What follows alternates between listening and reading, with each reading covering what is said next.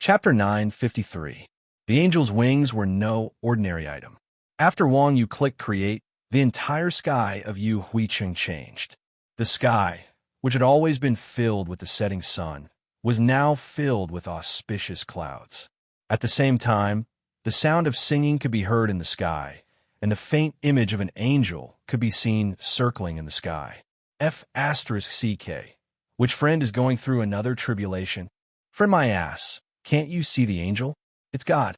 The players who saw the phenomenon in the sky began to discuss. This was the first time in the entire game that a godly item had been created. Naturally, Yu Huicheng had never experienced such a phenomenon before. Seeing the scene in the sky, everyone in the main city stopped what they were doing and started to take pictures and videos. They also called out their friends and family to come out and see God. In the Chuanjin channel, the people sighed at the phenomenon and couldn't help but discuss it. Did everyone see it? What's going on? Is the system going to release an event quest? There's still a week until the Qingming festival, right? Chun Xiang frowned and mumbled. Usually, in order to attract players, the game would release quests based on festivals. Of course, before an event quest was released, the game would exaggerate the environment. This was pretty much the norm. Famous Sword Daoxue said, "It can't be. I just asked the people in the other main cities. Only Yu Huicheng has this strange phenomenon. Moreover, even if it's the Qingming festival, there shouldn't be an angel in the sky." Indeed, the Qingming festival was an authentic China festival. Even if it was forcefully added into the Western fantasy MMORPG, there shouldn't be an angel. Daoxue, are you sure it's only our Yu Huicheng that's like this? Wuji rubbed his chin and asked. Daoxue nodded and said, yes. I asked a dozen of my friends. Even the Holy City didn't have his phenomenon. The Holy City was the largest main city of the Church of Light. If even the Holy City didn't have this phenomenon, then the other main cities didn't need to be mentioned. It can't be old Cow's doing, right? Wuji immediately realized. Everyone was taken aback when they heard this. F***CK. He was probably the only one who could cause such a huge commotion in the entire game. Thinking up to this point, everyone asked Wang Yu in the guild channel, "What's old Cow doing?" Iron Ox. Wang Yu's creation bar was still loading, and he could not leave the console. Seeing that someone was on his own, he opened the chat box and replied mysteriously, "You guys might not believe me, but I'm making a divine weapon." Hearing this, everyone burst into tears. We believe you, we believe you. Damn it, it was indeed this kid who was stirring up trouble. As for Wang Yu's ability to stir up trouble, the Chuanjin team had been thoroughly convinced. As the legendary roving bandits, the people of Chuanjin were all extremely good at stirring up trouble. It was not until they met Wang Yu that they realized that there was always someone better out there. Not only was this person good at stirring up trouble, but he was also passionate about stirring up trouble. Every time he made a move, it was earth-shattering. These hooligans and habitual criminals didn't even dare to imagine it. This time, he actually managed to create an angel and a miracle. The younger generation will surpass us in time. The younger generation will surpass us in time. Not to mention that Wang Yu said that he was making a divine weapon. Even if Wang Yu said that he was slapping the God of Lights, but everyone would choose to believe him unconditionally. Because he was creating a divine weapon, the loading time was much longer than usual. After a full 3 minutes, Wang Yu finished the loading. At this moment, the angel and the chanting in the sky disappeared, and a holy light descended from the sky, passing through the auspicious clouds and landing on Wang Yu's console in the blacksmith shop. At the same time, the system announcement sounded. Player Iron Ox has finally broken through the peak of his subprofession after unremitting efforts, comprehended the power of creation, and created the first divine weapon in rebirth created by a player, Angel's Wings. His name will forever be remembered by us. As usual, it was broadcasted 3 times on the world television. Soon, the news of Wang Yu creating a divine weapon spread to every corner of the game. Divine weapon, F***CK, as expected of me, the great god Tainyo, to actually create another divine tool. Just the name alone sounds amazing. Currently, Wang Yu's reputation was still very high in the hearts of the players. Damn, it's that Iron Ox again. Is this bastard cheating? I've finally reached the advanced blacksmith level, but he actually created a divine weapon. Some people worshipped him, while others were jealous. This is my brother, do you know? This is my brother. Next time, be careful, don't mess with him. Evildoers run wild, pointed at the announcement above his head, and pretended to be cool to his subordinates. Of course, the ones who were most surprised were those who had seen Wang Yu's abilities, especially the boss of the apocalypse, Dugu Jiuqiang, who saw Chuanjin as an old enemy. He was currently cursing, "Damn, it's fine if he's invincible, but he can also create divine weapons. Is there anything that this guy can't do now?" Yes, he can't have children. Scram. In short, once this announcement was made, the gaming world was really in chaos. One had to know that Wang Yu had just appeared on TV in the morning because he had become the Castellan, and now he was appearing on TV because he had created a divine weapon. It was not easy to be announced by the system in the game. Even an expert player would be lucky to be announced in the World Channel once a month. Wang Yu had been announced twice in a day. Who the hell could they complain to? It was fine if he became a Castellan. After all, it was only a matter of time before a player became a Castellan. This was the same as conquering a guild base. Apart from ranking, there was not much difference. As long as one had enough power, becoming a Castellan was only a matter of time. Moreover, there are only a few big guilds that like to become Castellans. Normal players value their own strength and equipment more than anything else. They did not really care who the Castellan was. When Wang Yu's announcement of creating a divine weapon was released, it immediately attracted everyone's attention. What was the point of playing the game? Wasn't it just equipment and levels? You couldn't possibly have sex in a virtual world where you couldn't even mate, right? As long as you worked hard, you would eventually be able to max out your level. However, equipment was completely a matter of luck, especially a divine weapon. That was something that could only be encountered by chance. In the entire gaming world, there were only so many non-renewable resources. Normal players did not even dare to dream of epic-grade items. But now, someone had actually created a divine weapon. F*CK. One could imagine how shocked the players were. At this time, the calmest ones were the Yu Huicheng players. They seemed to be used to seeing Wang Yu causing trouble everywhere. Originally, everyone was still surprised that only Yu Huicheng had a natural phenomenon. When they saw the system announcement, their surprise became understandable. So was the bull god. Who was I? After everyone sighed, they went back to their own business, as if nothing had happened. Chapter 954. At the same time as the world announcement, Wang Yu also received a bunch of system notifications. System notification. You have created the legendary equipment, Angel Wings. Reputation plus 5,000. Light faction honor minus 100. EXP plus. Unlocked achievement, Creator. You have obtained the title Creator. Creator, title, creation from nothing. Active skill. Instantly replenishes HP after use. Cooldown, 7,200 seconds. As the first player to create a legendary equipment, the system was not stingy at all. It rewarded him with plenty of EXP and reputation. The title skill was also quite useful. However, the Light faction honor minus 100 made Wang Yu's heart ache.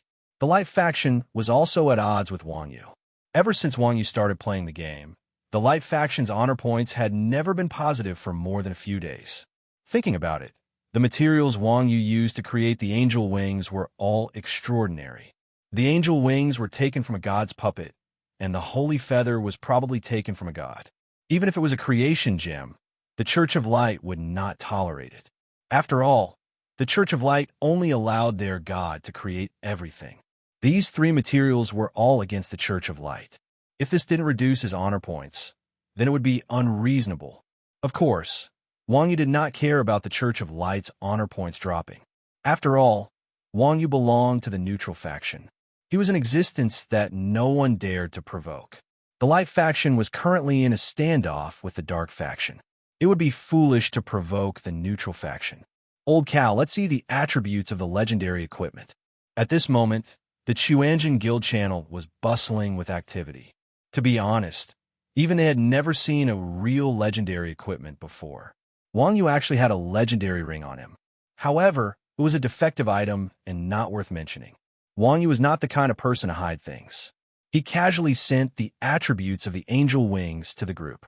Angel wings, cloak, legendary, physical defense, 500-500 magic defense, 500-500 HP, plus 1500 MP, plus 1500 agility, plus 50 vitality, plus 50 strength, plus 50 critical hit rate, plus 30% radiant wings. Passive skill. Players equipped with the angel wings can fly high in the sky. Movement speed plus 310%. Activating flight mode costs 200 MP per second. Current status. Off. Blessing of Light. Passive skill. Increases luck by 10%. Guardian of Light. Passive skill. When receiving a fatal attack, there is a 30% chance that the damage will be converted into healing. Light Prayer. Passive skill. Increases the maximum HP of all party members within a 500 range by 10%. Flames of Light. Passive skill. Non-friendly targets within a 500 range will receive 1% of their maximum HP as true damage every second. Current status. Off. Light Impact. Active skill. Swoops down from a high altitude, creating a light hurricane to attack the target. The longer the dive, the more obvious the damage. Item description. As the symbol of the God of Light's most loyal servant, the angel wings possess unparalleled power and supreme glory. Only those who are loyal to God are worthy of enjoying the glory bestowed by God. Apart from them, all are filthy defilers of God. Profession requirement. General level requirement. 50 special skill. Eternal Paradise. Active skill. Devout believer can borrow the power of the light God to purify all targets within a 500-meter radius. This legendary equipment doesn't seem that good. Everyone was a little disappointed when they saw the attributes of the angel wings. In fact, the main attributes of the angel wings were all the highest. It was still worthy of a legendary equipment. The reason why everyone was disappointed was because of its additional attributes. The angel wings had a total of 6 additional attributes, but only the radiant wings' additional attribute was relatively practical. The other additional attributes were basically useless. They weren't even comparable to Bao San and Ian Lauer's epic equipment. There was no need to talk about light impact. It was a non-directional skill that required a high-altitude dive.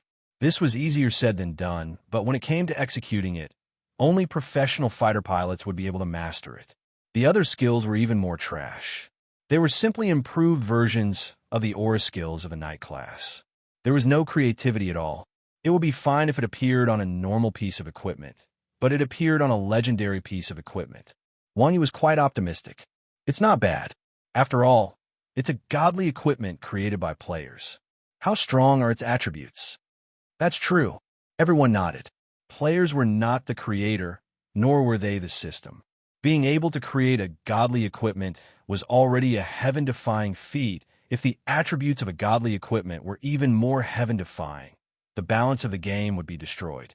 Moreover, the cloak was a brand new equipment slot that had only appeared after several updates. At present, most players had not seen this part of the equipment. Therefore, Wang Yu's angel wings could be considered an extra piece of equipment. With so many additional attributes, he could not ask for too much. The angel wings could only be equipped at level 50. Wang Yu was currently level 47. With this equipment, Wang Yu's motivation to level up would greatly increase. However, after players reached level 40, the amount of EXP needed to level up was frightening. For an expert like Wang Yu, who could solo monsters 20 levels above him, leveling up was extremely slow. The life of leveling up was very boring, especially for experts like Wang Yu who had no one to grind monsters with. After 5 days of crazy grinding, Wang Yu lost count of how many monsters he killed. In the end, when he saw monsters, he wanted to vomit. In the end, after Wang Yu reached level 49, he stopped this endless and boring repetitive thing. It cannot be helped. If it was a strong opponent, Wang Yu might have been able to persist. However, he had to deal with these stupid, brainless monsters every day. For Wang Yu to persist for 5 days in a row, it could be considered amazing perseverance. Are there any bosses or quests? I'm about to die. You guys go and cause some trouble. These few days, the bastards in Chuanjin were surprisingly quiet. They did not go and cause trouble, nor did they get beaten up. This was also the reason why Wang Yu was so bored. Wang Yu was so bored that he instigated others to cause trouble. Everyone had basically confirmed how bored Wang Yu was. So they replied, "Has an old cow been looking at the official website recently?" Wang Yu said, "I've been leveling alone. I don't have the heart to care about other things." Hee hee. Spring said, "The event is about to start. I heard that this event not only gives a lot of EXP, but you can also exchange for a special cloak." Cloak? Wang Yu looked at the angel wings in his bag and said, "I only got this cloak a few days ago, and the system is already giving it away. You're still young." Wu Ji laughed. "For the game's balance, the game company has to do this." Balance was a very important thing in online games. Once the game lost balance, it would lose a lot of players. Therefore, it was impossible to have a unique item. In the past, the cloak was semi-open. No one had it, so there would be no balance problem. Now that Wang Yu had a cloak, and other players didn't, it affected the balance of the game. Naturally, the system had to symbolically organize an event to make up for the player's mentality. Not to mention the cloak, even if it was a legendary, unique, godly item. If a player really had a complete godly item, the system would definitely open up a godly item system to satisfy the player's thirst. This was a trap. Chapter 955. As the saying goes, boredom breeds trouble, Chuanjin's group. The system's event wasn't a bad thing for Chuanjin's group. After all, even someone as loyal as Wang, you would want to stir up trouble after hanging out with the people from the Chuanjin sect for a long time. Not to mention this group of bad guys. Once they got bored, who knew what they would do? The date of the event was set to be 3 days before the Qingming festival. During these 3 days, both the school and the company would be on holiday, and basically everyone would have time to play the game. At the same time, the online statistics would definitely be high. Didn't online games rely on this to promote themselves? However, for the players, having a high online rate wasn't a good thing. Resources were limited, and the more players there were, the lower the chances of getting resources. It would only lower the chances of winning. In fact, from the moment they knew about the event, the players were very curious about how to celebrate an Eastern festival in a Western fantasy game. The game company seemed to have grasped the players' mentality and didn't reveal anything about the event at all. However, the event's rewards were announced the day before the Qingming festival. Just as Chun Xiang said, the reward for this event was a rare equipment like the cloak. In Rebirth, each of the 7 main classes had their own class cloak. Warriors, Emperor's Cloak, Mages, Holy Magic Space, Rogues, Dark Stealth, Priests, Holy Light, Knights, Holy Light, Archers, Elf Wings, Fighters, Heavenly Wings. These 7 class cloaks could only be exchanged with the quest items obtained from the event's quests. As for the attributes, all the cloaks were dark gold equipment. Apart from the main attribute of defense, there were also various additional skills. What was more attractive to the players was that these cloaks had the ability to fly. These class cloaks' flight speed bonus was only 125%, the same as a beginner's mount. The consumption was also 5 times that of Wang Yu's, and the MP consumption was as high as 1,000 per second. With such a shocking consumption, other than the few magic classes that relied on MP to survive, the other classes could only fly for tens of seconds. Even so, the players were extremely excited. Flying. That person never had this wish when he was young.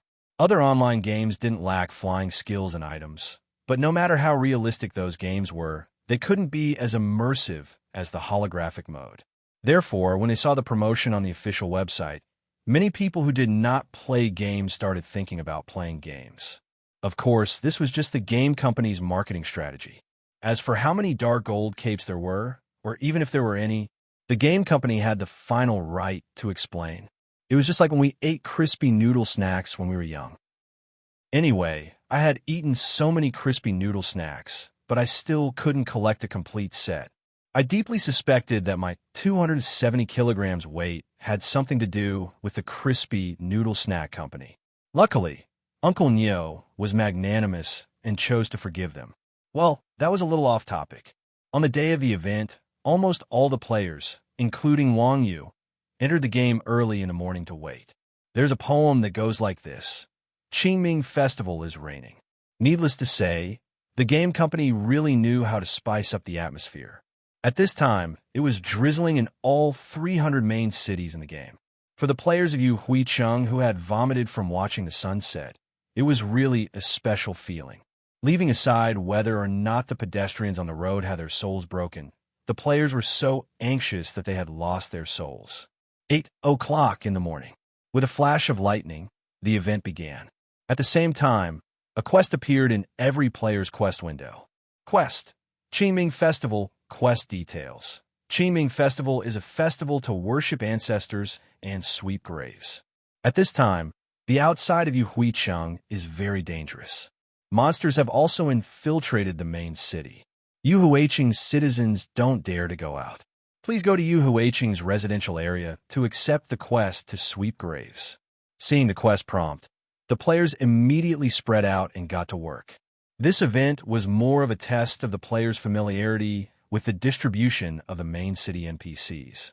If it were the shops, the class mentors, and other functional NPCs, everyone would know where they were. However, the existence of the resident NPCs was mainly for decoration. Normally, everyone was very busy leveling up and running dungeons. Who would pay attention to these non-functional NPCs? The players who were cramming at the last minute could only use the stupidest method, which was to knock on the door. The players fully displayed the tradition of having milk as a mother. Normally, they would ignore these NPCs, but now they were banging on the door. Uncle, Aunt, open the door. We're here to sweep your graves. Similar shouts could be heard everywhere. However, each resident could only have one ancestral grave. There were hundreds of thousands of players in the city. How many residents were there? This made the situation quite awkward. From time to time, a few players could be seen on the street fighting over who would be the first to go in. The scene was quite lively. What was even more infuriating was that when the players finally defeated their competitors and opened the door to accept the quest, the NPC who had been watching the commotion at the door said something like, "Who are you? I don't even know you. Why should I let you sweep my grave?" This stupid setting made the players curse. Meow, do you need NPC favorability to do an impromptu quest? Therefore, in order to get the NPC to treat them as family and issue quests, these poor guys started to crazily farm favorability. The NPCs had no other abilities, but there were a lot of tricky and strange things. The players who did it complained incessantly. After a whole morning, almost no one received a quest. The forum was full of curses. Although the other players were crying for their parents because of the NPCs, the guys from Chuanjin were doing very well. After all, these guys were very powerful and were Yu Huicheng's tyrants. When they knocked on the door, people would have to stay 10 meters away, afraid that these villains would vent their anger on the players if they could not open the door. Within Chuanjin, there was also a technical exchange. To place one's pride was the first to show off. This kid seemed to be doing well. He was rather arrogant. Speaking of which, have you received any quests? I've already received 4. Let me tell you, as long as your uncles and grandpas call out sweetly, their favorability towards you will increase. TSK, why are you pretending to have 4? Everyone here doesn't have more favorability than you. To place one's pride sneered at his bragging. You're bragging. This trick of mine is unique. Is there anyone who's faster than me? To place one's pride obviously did not believe it. Hearing this, everyone laughed. Silly kid. When it comes to favorability, no matter how much you say, it's not as fast as giving gold coins. F***CK. How could I have forgotten about that? To place one's pride heard that these animals actually used money to buy favorability. His face was filled with regret and hatred. Damn it, I knew that these NPCs were greedy for money. Didn't I F***king waste the whole morning? Chapter 956. You be cheese. You're actually spending money to buy favorability points? Parting AO wasn't the only one who was dumbfounded by the idea of spending money to buy favorability points. Oh, Mingdu, you're going to be a coward too? Everyone mocked. Mingdu had always liked to be a boss. Now that he was willing to be a coward, It was a matter that could tarnish his reputation for the rest of his life. No, I just threatened to kill them if they didn't give me the quest, Mingdu replied. Everyone was speechless when they heard Mingdu's methods. Good. Mingdu was indeed from the town security. You can get quests like this? To place one's pride obviously couldn't understand Mingdu, who was a bandit. Mingdu said disdainfully, I'm already the 8th one. What do you think? F*CK. So good? I only got 7. I got 6. I got 8 too. Soon the exchange of skills became a show-off, especially when Mingdu got 8 quests without spending a single cent. He was obviously a level higher than the others.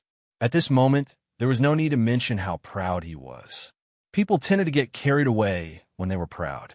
Seeing that everyone was outdone by him, Mingdu shifted his attention to Wang Yu. Where's Old Cow? Iron Ox, how many quests have you completed? Soon, Wang Yu replied, 14. Just these 3 words were enough to stun everyone in Xuanzhen. One had to know that players who could receive 3 to 4 quests at the moment were all very good at playing. Even the most shameless people like the Quanjin sect could only receive 8 quests. However, Wang Yu's quests were almost twice as many as theirs. If it was killing monsters or fighting bosses, everyone would definitely be convinced. After all, the longer they stayed with Wang Yu, the more they didn't know how strong Wang Yu was. But now it was just sweeping graves. It had nothing to do with strength. Could it be that this guy had a better trick? Thinking of this, everyone asked, F*CK. What method did you use? I'm the mayor. Wang Yu said. Puffed. Sounds of people vomiting blood filled the channel. Very good, very strong. Wang Yu's answer was not only simple, but also impeccable. Everyone was convinced, but it couldn't be imitated. But, speaking of this, I noticed something. At this moment, Wang Yu said, What is it? Is it because they found out that they are very respectful to you, the city lord, so they treat you as a family member? Everyone asked with a tone of envy and jealousy. No, Wang Yu said, after sweeping the grave, these NPCs only gave me some willow twigs and told me to plant them in the forest to exchange for experience. Hearing Wang Yu say this, the others also reacted. Indeed, although the Tomb Sweeping Festival quest was difficult to accept, it was very easy to complete. It was nothing more than a resident NPC giving the players a broom and coordinates, and then telling the players to sweep the graves outside the city. After the players finished sweeping the graves, they would be notified that the quest was completed. When they returned to hand in the quest, the NPC would reward the players with the willow twigs. The players would plant the willow twigs and receive some experience. Of course, these graves corresponded to the players who had the quest. Only after the players received the quest would the XX Quest Cemetery seen appear in the suburbs. Other players couldn't overstep their boundaries. This quest was a little troublesome, but it wasn't difficult at all. But the rewards were all the same, all willow twigs. The experience that the players received was also related to their level. So far, no one had obtained a cape shard. It couldn't be ruled out that some players liked to play the pig to eat the tiger. They were afraid of getting into trouble because of their wealth, so they hid it. But there were so many people in Xuanzhen, and they had completed so many quests, but not a single shard was obtained. This wasn't just a matter of probability. Will there be an automatic reward after completing a certain number of quests? Chunxiang guessed.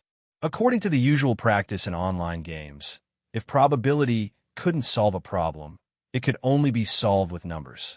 It can't be. Wuji frowned and said, This quest is very troublesome. How many times do you think an average person can complete this event in 3 days? Well, hearing Wuji's words, everyone began to ponder. In Yuhuicheng, no one in Xuanzhen dared to stop them. Wang Yu was the city master, and he could run very fast. With such favorable conditions, he had only completed a dozen quests in the morning. One could imagine how troublesome the event quests were. If it were anyone else, they probably wouldn't even be able to complete a dozen quests in 3 days. If the system made it this way, then it was completely toying with the players. In order to make it more entertaining for the players, it was reasonable for the system to make the quests a little more difficult. But at least there had to be something to satisfy their hunger. If there wasn't even a drawing, then wouldn't it be toying with the players? The players definitely wouldn't be happy. The customers were God. Everyone was here to buy some cards and helmets to play the game. Who would be willing to spend money to be toyed with? Could it be that the graveyard quest is just a cover? Is there something fishy going on? At this time, Wang Yu mumbled. Wu Ji said confidently, Yes, there must be. Everyone, take a look at the system's quest introduction. Quest introduction. Hearing Wu Ji's words, everyone immediately opened the quest menu and began to review the question. The Qingming Festival was a festival to worship ancestors and sweep graves. At this time, it was very dangerous outside of Yuhuiqing City. Another monster had infiltrated the main city. Another monster has infiltrated the main city. As expected, everyone quickly discovered the hidden message in the quest. A monster had infiltrated Yuhuiqing City. Seeing this, everyone felt enlightened and understood a little in their hearts. No wonder the resident NPCs in the residential buildings did not trust the players at all. Even if the players knocked on the door, they would only give the quest to play around. It was not a matter of affection, but a monster had infiltrated the city. The game setting was to not trust the creatures outside the door. The game company was not willing to disclose the quest information before the start of the quest because they were afraid that the players would see through it in advance. As the saying goes, the buyer was not as good as the seller. These bastards were really not good people. Then where's the monster? After realizing this, everyone hurriedly looked around. However, the streets were filled with players, and they didn't see any monsters. Wu Ji said, since the monster can infiltrate the main city, it must have changed into the appearance of an NPC, of course. You can't see it with the naked eye. Then what do we do? Everyone asked. The principle of proximity. Wu Ji thought for a moment and said, start with the NPC that you are most familiar with, especially the NPC that is not in the residential buildings. Everyone, think, is there any NPC that fits these conditions? Yes. As soon as Wu Ji finished speaking, Wang Yu answered, Hermit. Hermit? Who's that? Everyone asked in confusion. As a mentor NPC, Hermit lived like a stray dog and did not like to be disturbed. Therefore, Wang Yu did not mention him much.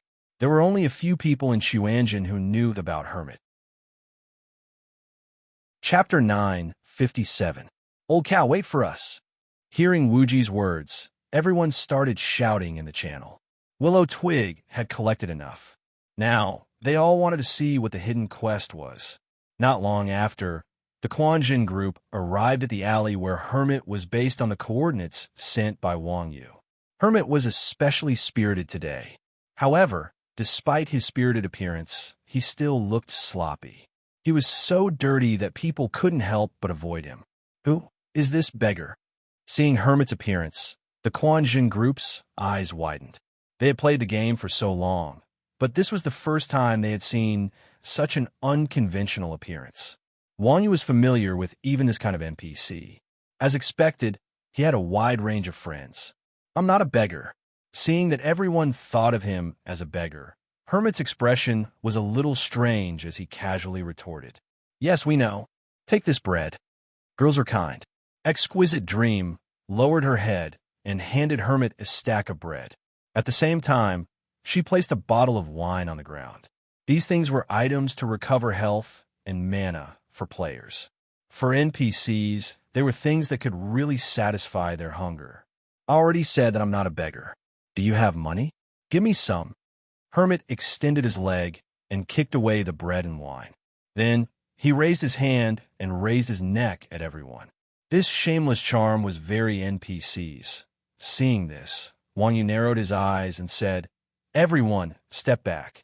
I have something to say to teacher. At the same time, Wang Yu sent a message in the channel. As expected, this is fake. Everyone quickly blocked the entrance of the alley. How do you know? Everyone asked curiously. The real Hermit is even more shameless than him. Wang Yu and Hermit had known each other for so long, so he was quite familiar with the old man. If it was real, he would definitely eat and drink to his heart's content before asking for money. Hiss! Everyone sucked in a breath of cold air. He was even more shameless than this. Just how shameless was he? When Hermit heard Wang Yu's words, he raised his eyelids and said, "If you have something to say, say it quickly. My time is very valuable." "What do you think this is?" Wang Yu asked as he took out a gold coin and moved it closer. "For me?" Hermit saw the gold coin in Wang Yu's hand, and his eyes lit up. "Yes." At this moment, Wang Yu had already walked in front of Hermit. As Wang Yu uttered the word yes, Wang Yu's hand that was holding the gold coin suddenly clenched into a fist. Then, he punched upwards and hit Hermit's chin. "Ah!" Hermit screamed as he was punched into the wall by Wang Yu. Puff! Hermit's body shattered, and a cloud of white smoke rose. The sloppy Hermit from before had turned into a green monster. This monster's body was not much different from the goblins outside the city, but it had a green face and fangs. It looked extremely fierce, and the balding hairstyle on its head made it look even more funny. This thing was still alive and kicking after being punched by Wang Yu.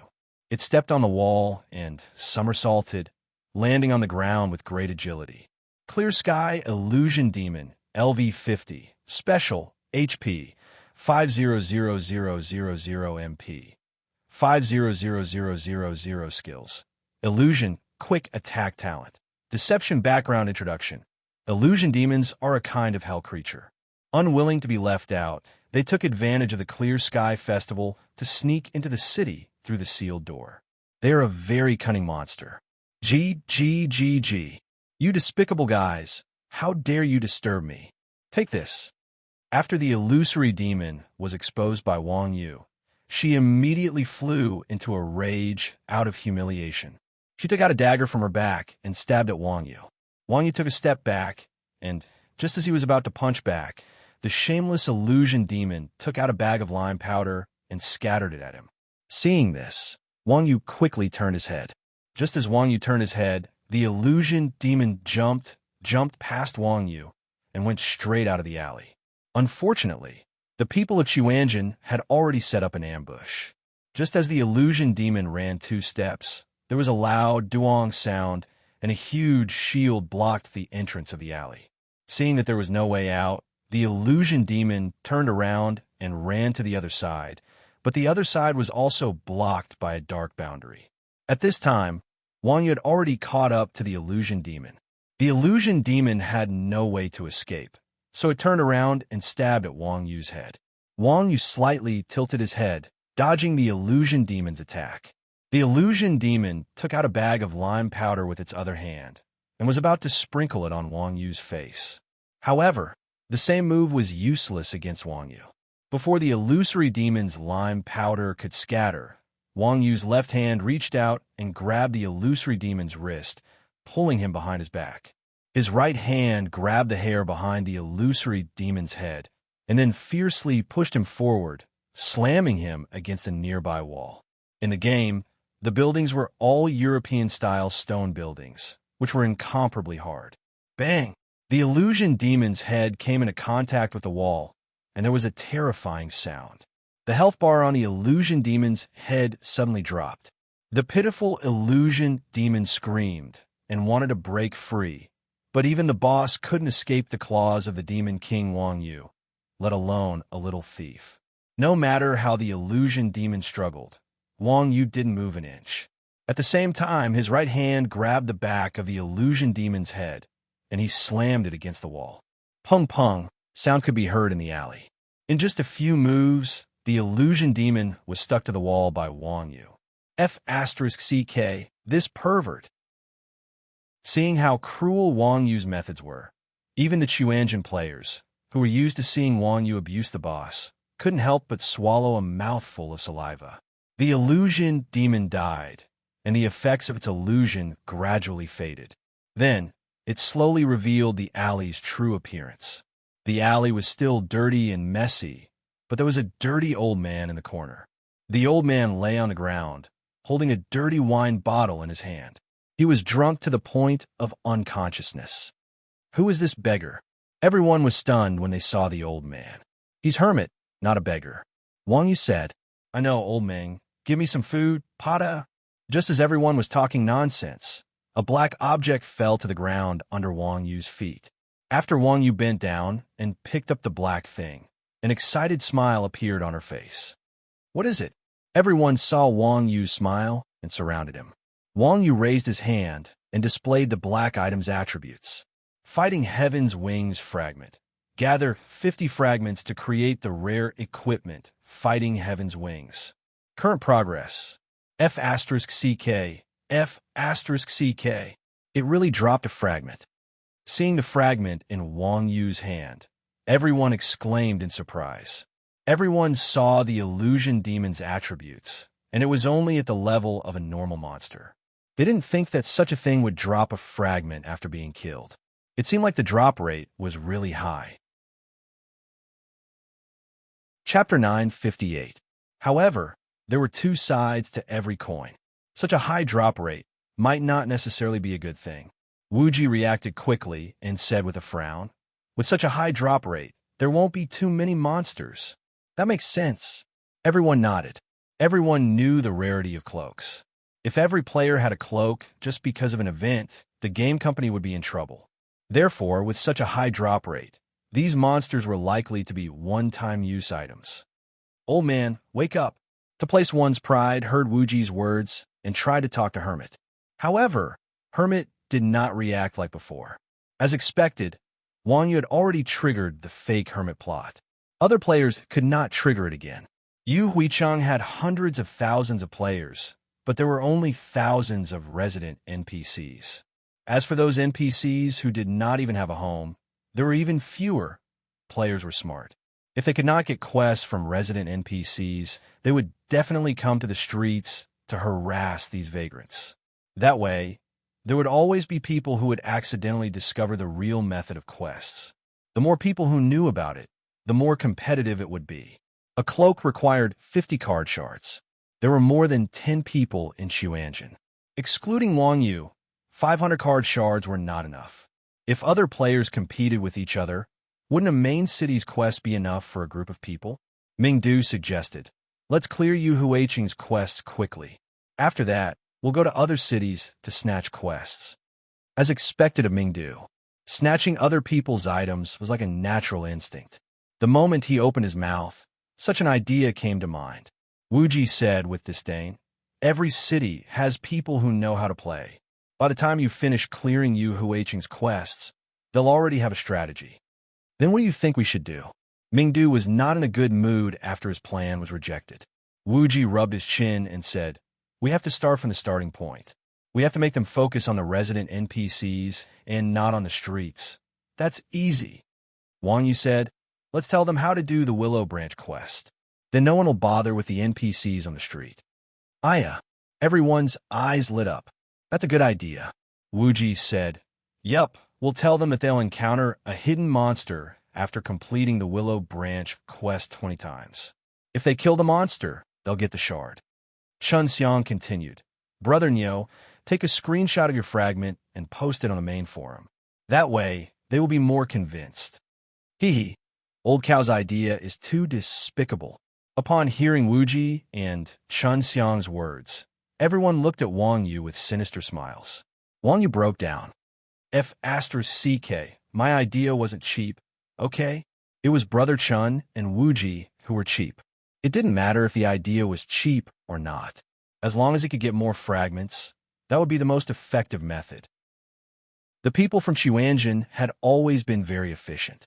Once the plan was laid out, they immediately executed it. Wang Yu and the others had to do the event quest in-game, so they naturally wouldn't go to the forum to spread rumors. However, there were a few people from Xuanzhen who didn't participate in the event. Li Shui and the others, Chopper and Mu Zixian, had already found their life goals. They had long since given up on the idea of fighting for power, so they weren't interested in this quest. Moreover, this was the first time these people had participated in Xuanzhen's scheme. It was the first time they had done something bad, so they were very excited and fresh. After receiving Wuji's order, they immediately went offline and began to post on various forums. Main forums, regional forums, main city forums. It didn't take long before there were posts from Xuanzhen sock puppets. Shocking. Qingming Festival Cape Quest Guide. Xuanzhen's posts were the essence of UC shocking, and the title was very flashy. Things like truth were often held in the hands of a very small number of people. Currently, most players couldn't even accept the Willow Branch quest, so their tempers were naturally very bad. At this time, these people were either asking for a guide on the forum or spamming the game company. However, the game company didn't care about these players' curses. Players who really knew how to do the quest wouldn't share the guide with others. Therefore, when Xuanzhen's guide post appeared, it attracted everyone's attention. At first, everyone thought that this was another post that was asking to be scolded, but after clicking into it, they realized that this post wasn't just for fun. In the post, there was a detailed explanation on how to use gold coins to quickly increase the favorability of NPCs, which route would take them outside the city, and even where to plant the Willow Branch to obtain more rewards. There was also a note at the bottom. Every time the quest was completed 15 to 25 times, a special hidden quest would appear. According to the hidden quest, after defeating the monsters at the specified coordinates, the cloak fragment would be obtained.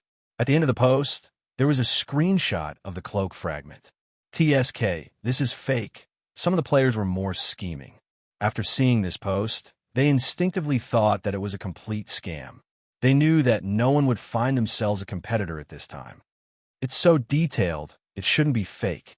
However, most people felt that this post was more credible because the content of the post was very detailed, and it was very close to the shameless style of the system. A fake guide definitely wouldn't be like this. What's there to argue about? Won't you know once you try? There were also some doers who had nothing to do anyway. After seeing the mission guide, with the mentality that it was better to believe than not, they simply went straight into the game and used their actions to determine the truth. As the saying goes, the highest level of lying is to have the truth in the truth, and the truth in the falsehood. Xuanzhen's post, apart from a description that the hidden quest would be received after completing a certain number of times, was fake, the rest of the guide and the fragment screenshots were all true. Naturally, it stood up to the test. When the doers entered the game, they followed the first step of the guide, using gold coins to increase favorability and quickly receive the quest. This discovery made everyone pleasantly surprised. Damn, it really wasn't a scam. This discovery immediately set off a wave, and Xuanzhen's post was immediately pinned at the top of the various forums. I received a quest. I received a quest too. Replies like this could be found everywhere.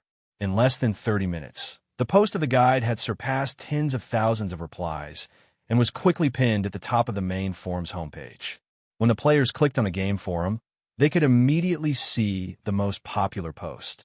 In an instant, almost all the players in the game had learned how to receive the quest from the residential NPCs. With such a huge competition, the most depressed were the players who received the quest at the beginning of the game.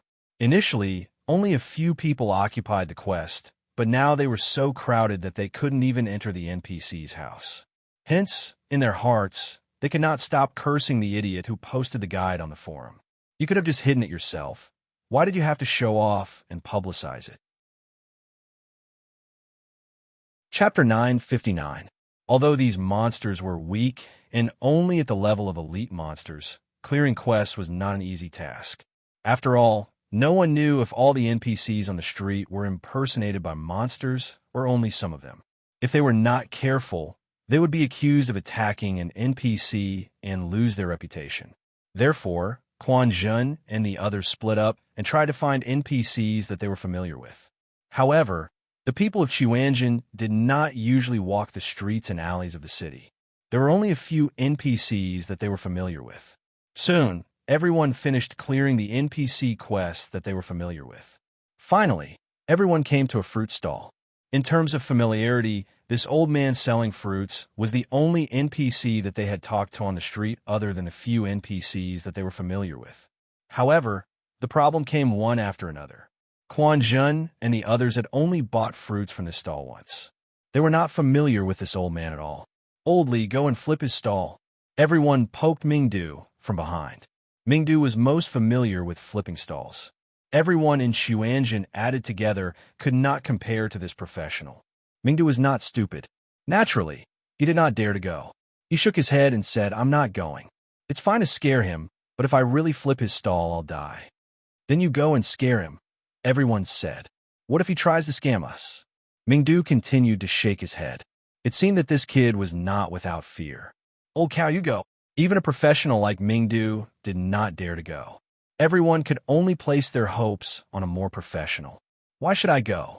Bullying the old was something that even Mingdu did not want to do, so Wang Yu was even more unwilling to do it. You're the mayor. He can't even ask for money for eating his fruits. If he dares to scam us, you can throw him out of the city to pick up trash, let alone flip his stall, everyone said. Bullsh asterisk T. Wang Yu gave everyone the middle finger. However, when it came to picking up trash, Wang Yu suddenly thought of something and said, Did you guys notice that these monsters have something in common? Yes, from the beginning to the end, they're all green. Does that count? Chun Xiang asked while rubbing his chin. Yes, what else? Wang Yu asked again. Chun Xiang thought about it and said, Could it be that they forgave the same person?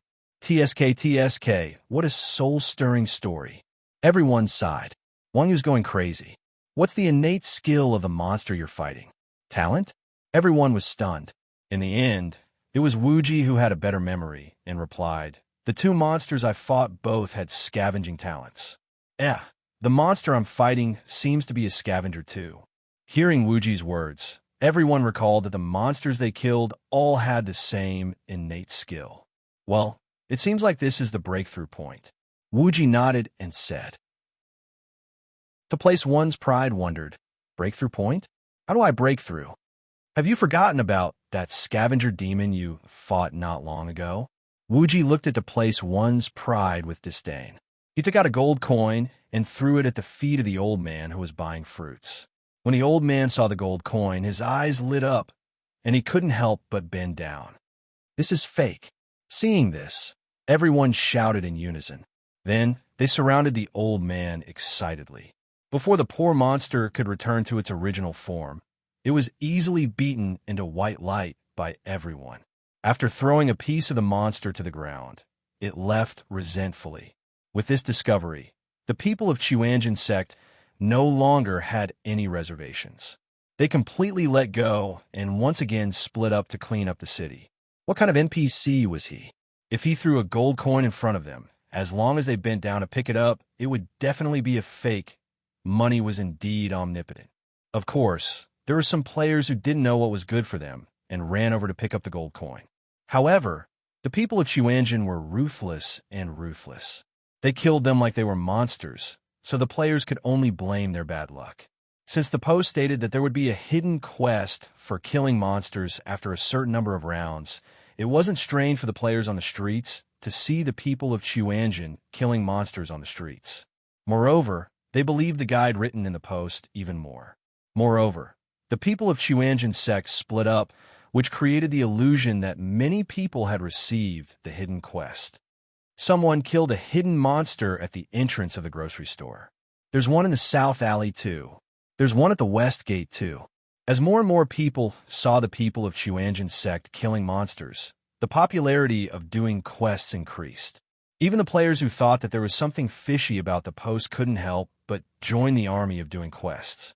There were also some players who saw the people of Chuanjin sect killing monsters and wanted to steal some. However, as the ancestors of stealing, the bad guys at Chuanjin sect would naturally teach their juniors a lesson. Chuanjin sect's quest was quite successful. In just half the afternoon, they had almost cleared out the NPCs on the streets in Yuhuicheng.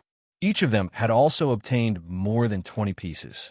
Although it was still far from 50 pieces, this was all the cloak pieces that could be obtained in a main city. This also made everyone feel that the system was a scam. All the cloak pieces in a main city added up to just 300 pieces. If they fused them together, there would only be 6 pieces. Even among the 7 major classes, there wouldn't be enough. Even if they reset once a day, they would only obtain 900 pieces in 3 days. It had to be known that there were hundreds of thousands of people in Yuhuicheng. With this calculation, the chances of gathering enough pieces to make a cloak were actually lower than winning the lottery.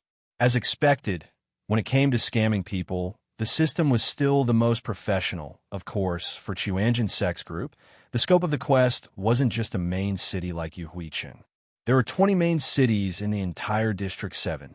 No matter how efficient they couldn't take care of all of them. Who killed my child? Just as the people of Chuanjin sect finished farming Yu Huiqing's cloak pieces and were about to take the teleportation point to the next main city, a red bolt of lightning suddenly streaked across the sky. Immediately after, a monster emerged from the crack in the sky.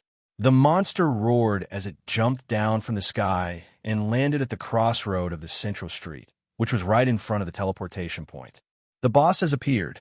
This was the most central location in Yu Huicheng and also the place where the NPCs gathered. When the busy players saw the monster descending from the sky, they put down their quests and ran to the central street.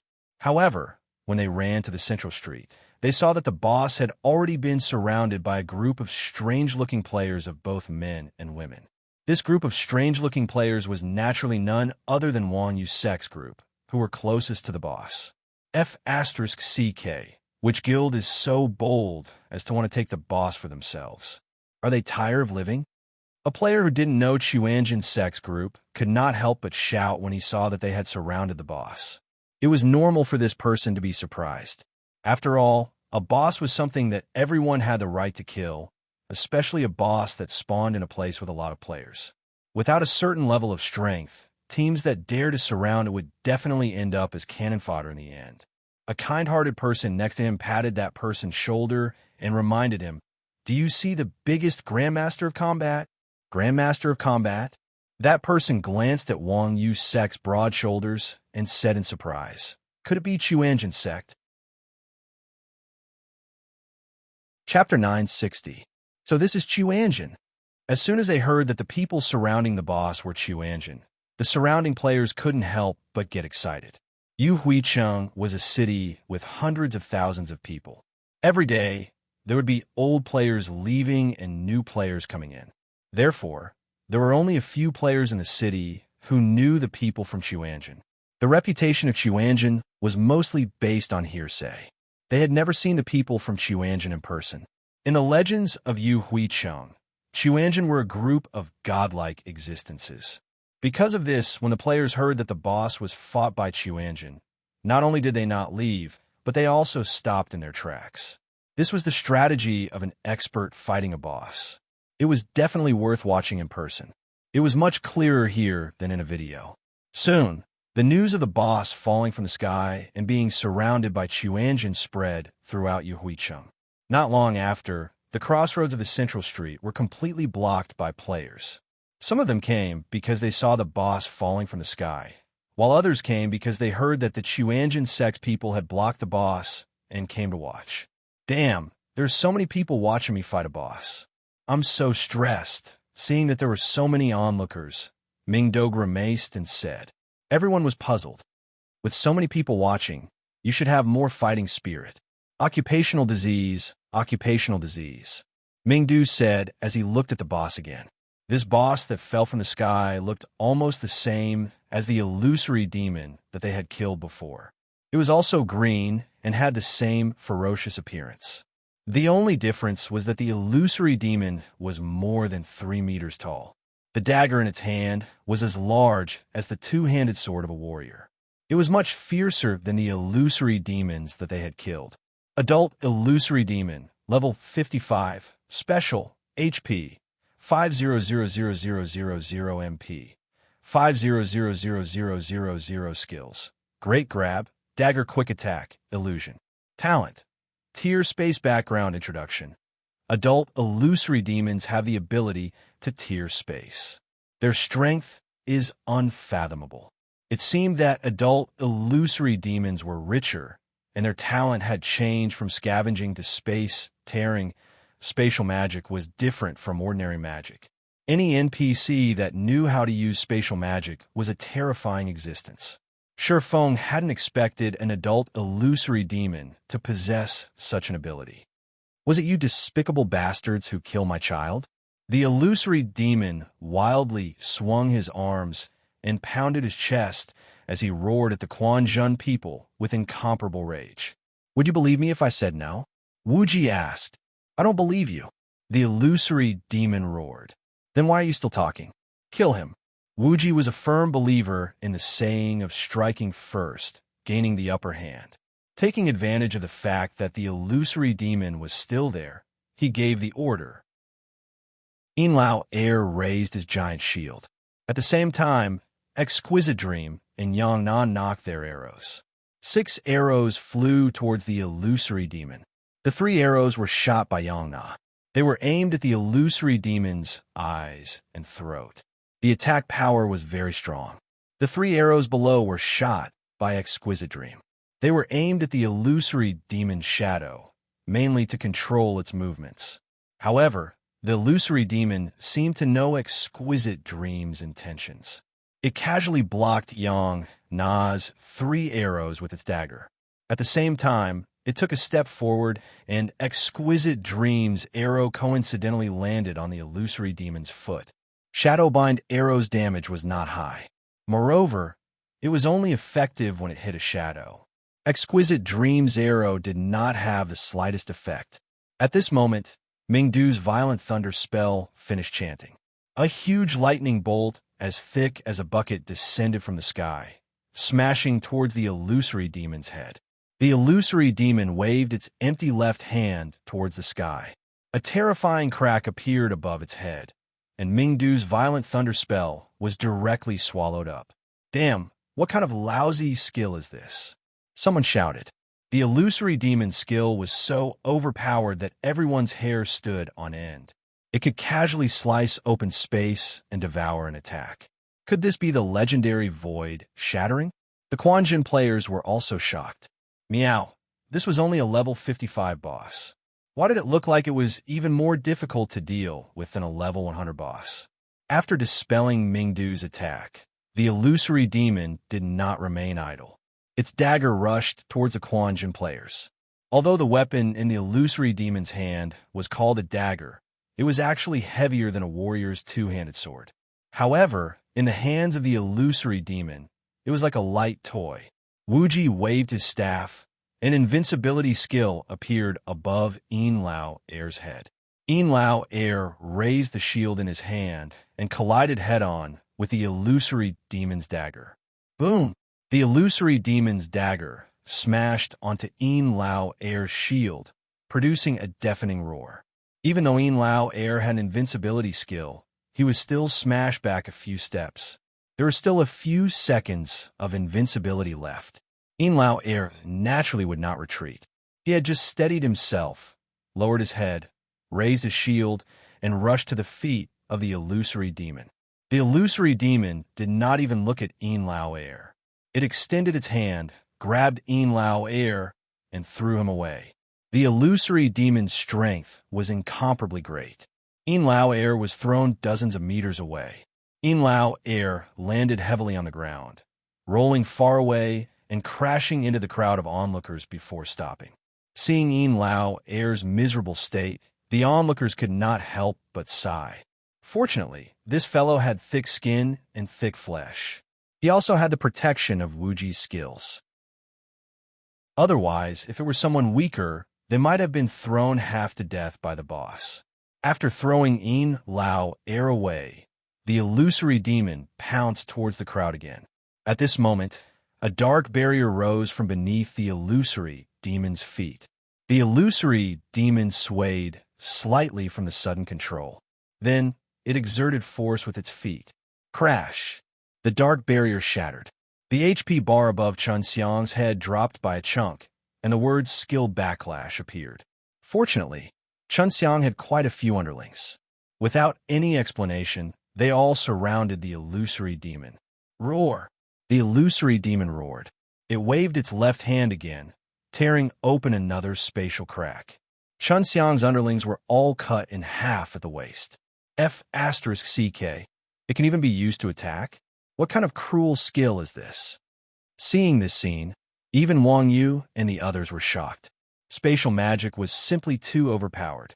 Not only could it devour attacks, it could also be used to attack a target. There's probably no godly weapon in the world that could be more destructive than this skill. A boss with spatial magic was truly not something that current players could contend against. Sai, a spatial boss. It seems that even Xuanjin will be defeated this time. Seeing the illusory demon's skill so crazy, The onlookers couldn't help but shake their heads. No matter how low the illusory demon's level was, it was still an active boss. It was meant for all the players in the city to fight. It was indeed difficult for Chuanjin's team to defeat it. However, the onlookers didn't think that Chuanjin was useless. After all, this was a boss with spatial magic. As a top-tier NPC, magic was basically impeccable in both attack and defense. It was normal for Chuanjin's team to not be able to defeat this boss. This kind of boss required a lot of players. At this time, Blood Red War Flag sent a message to Wuji. Chapter 9, 61.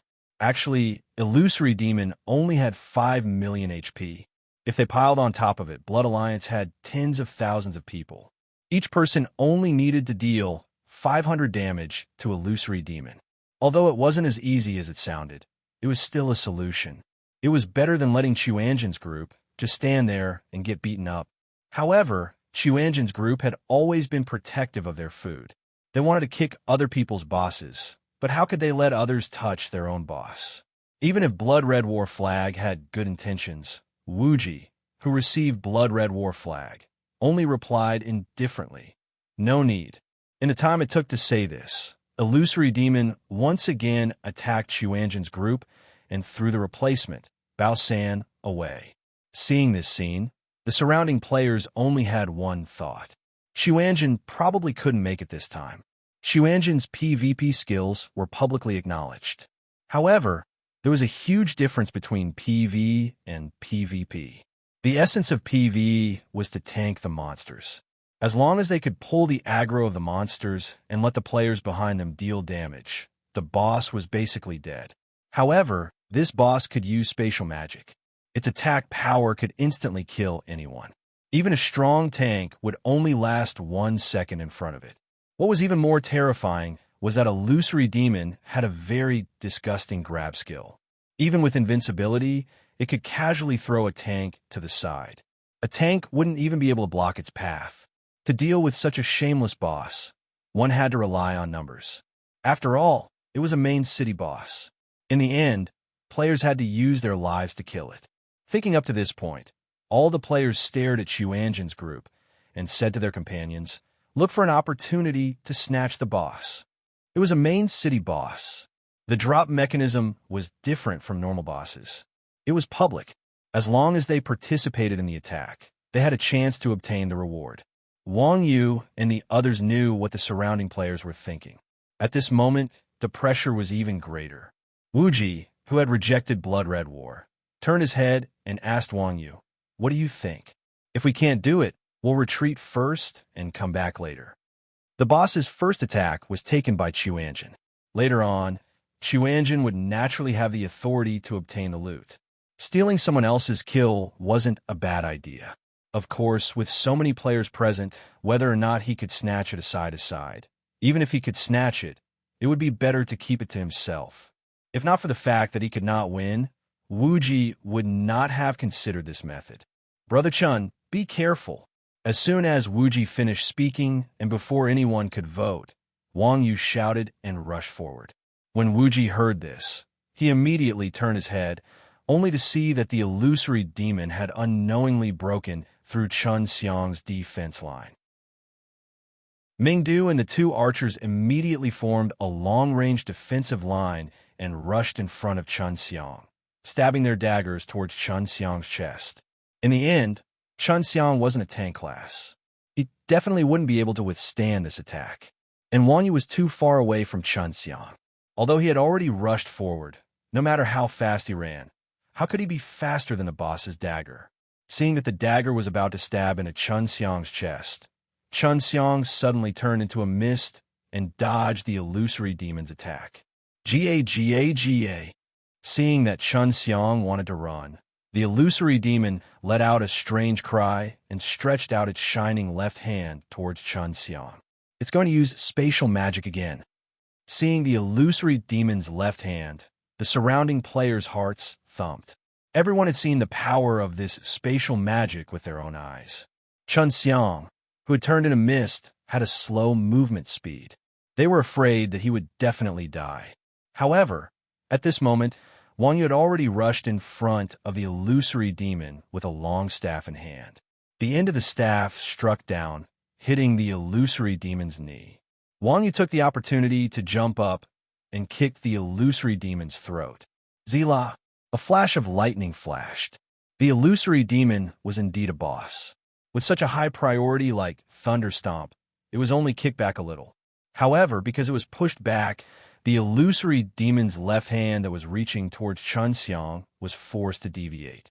Thus, it smoothly extended towards Wang Yu's body. Wang Yu lowered his body and dodged the attack.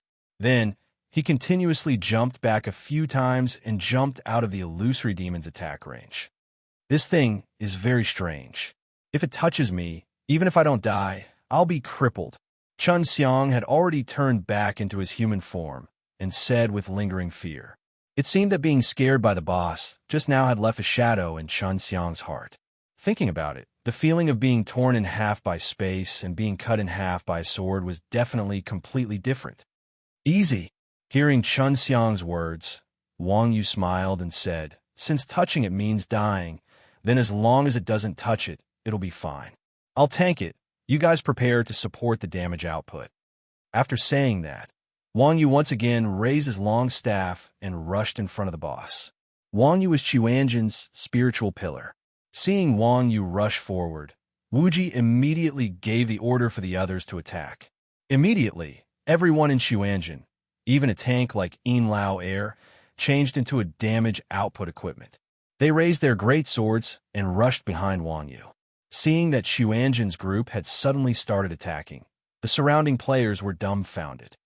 D*MN, that Grandmaster of Combat is Guru Iron Ox, right? Are they going to let a Grandmaster of Combat tank this boss? Grandmasters of Combat being a tank was considered a trend in the game, especially for Yu Huicheng. However, this boss could not even be tanked by a true tank, so it was indeed an unbelievable thing for a half-baked tank to tank it. Of course, Wang Yu is the kind of person who could make all the players feel that it was unbelievable at all times. Illusory Demon saw that the guy who had just kicked it still dared to come in front of it with his staff to provoke it. Without saying a word, it waved its dagger and slashed at Wang Yu. Seeing this, Wang Yu smiled and took half a step back. He raised his staff and used one end to block the aggressive dagger. At the same time, Wang Yu used his body as an axis. Since the staff could not support itself, the other end borrowed the strength of the dagger and stabbed right under Illusory Demon's armpit. -5547778 damage number floated above Illusory Demon's head. The health bar above Illusory Demon's head clearly dropped. Roar! Being stabbed in the soft spot, Illusory Demon cried out in pain and kicked its large foot directly at Wang Yu. Wang Yu dodged to Illusory Demon's side and stabbed the staff forward, stabbing Illusory Demon's foot. Illusory Demon, who had been stabbed in the foot, instinctively raised its foot. Who knew that Wang Yu had already anticipated this? Seeing Illusory Demon raise its foot, he suddenly took a step forward and lightly pulled the staff in Illusory Demon's direction. The other end of the staff, as if it had eyes, stabbed Illusory Demon's abdomen. -77487, another critical hit. Illusory Demon's health bar dropped again. The players who were originally waiting to take advantage of the situation saw this scene, and their eyeballs almost popped out. This is the strength of Guru Iron Ox? P.S. Hello everyone. Did you think that today was over? Hee hee. I'm not that kind of person. Chapter 962. These people from Qianjin were all experts who had been famous for a long time. In Rebirth, they had created all kinds of big news. Not to mention their skill level, just the equipment on them was the configuration of a top expert. Even experts of Qianjin's level were not a match for Illusory Demon. It was enough to show how difficult it was to deal with. However, such a difficult boss was effortlessly taken down by Wang Yu to 100,000 HP. The players could not believe their eyes. The players of Yu Huicheng had heard of many of Wang Yu's deeds. Under everyone's exaggerated rumors, Wang Yu had long been said to be a ruthless person who could fight 10,000 alone. However, no one was stupid. Faced with such a legend, no one would believe it. At most, they would just laugh. After all, as the most popular game in the world, Rebirth's balance was quite reasonable. How could there be such an unbalanced situation where one player could fight 10,000? However, after seeing Wang Yu today, everyone finally understood why there would be people who would make a mere grandmaster of combat so amazing. Wang Yu's reputation was well-deserved. There were even people who felt that the rumors had weakened Wang Yu. Illusory Demon's intelligence seemed to be not low. After suffering 2 consecutive losses under Wang Yu's hands, it immediately changed its attack method. It no longer tried to attack Wang Yu.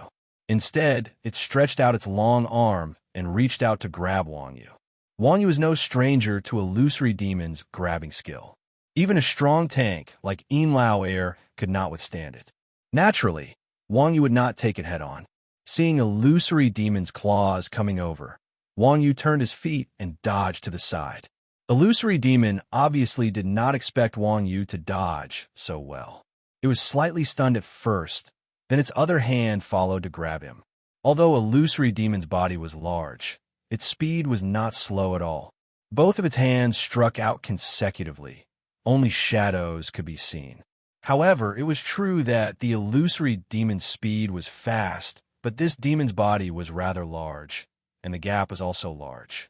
Every time she attacked, a large gap would appear. Wang Yu used his movement technique, twisting and turning.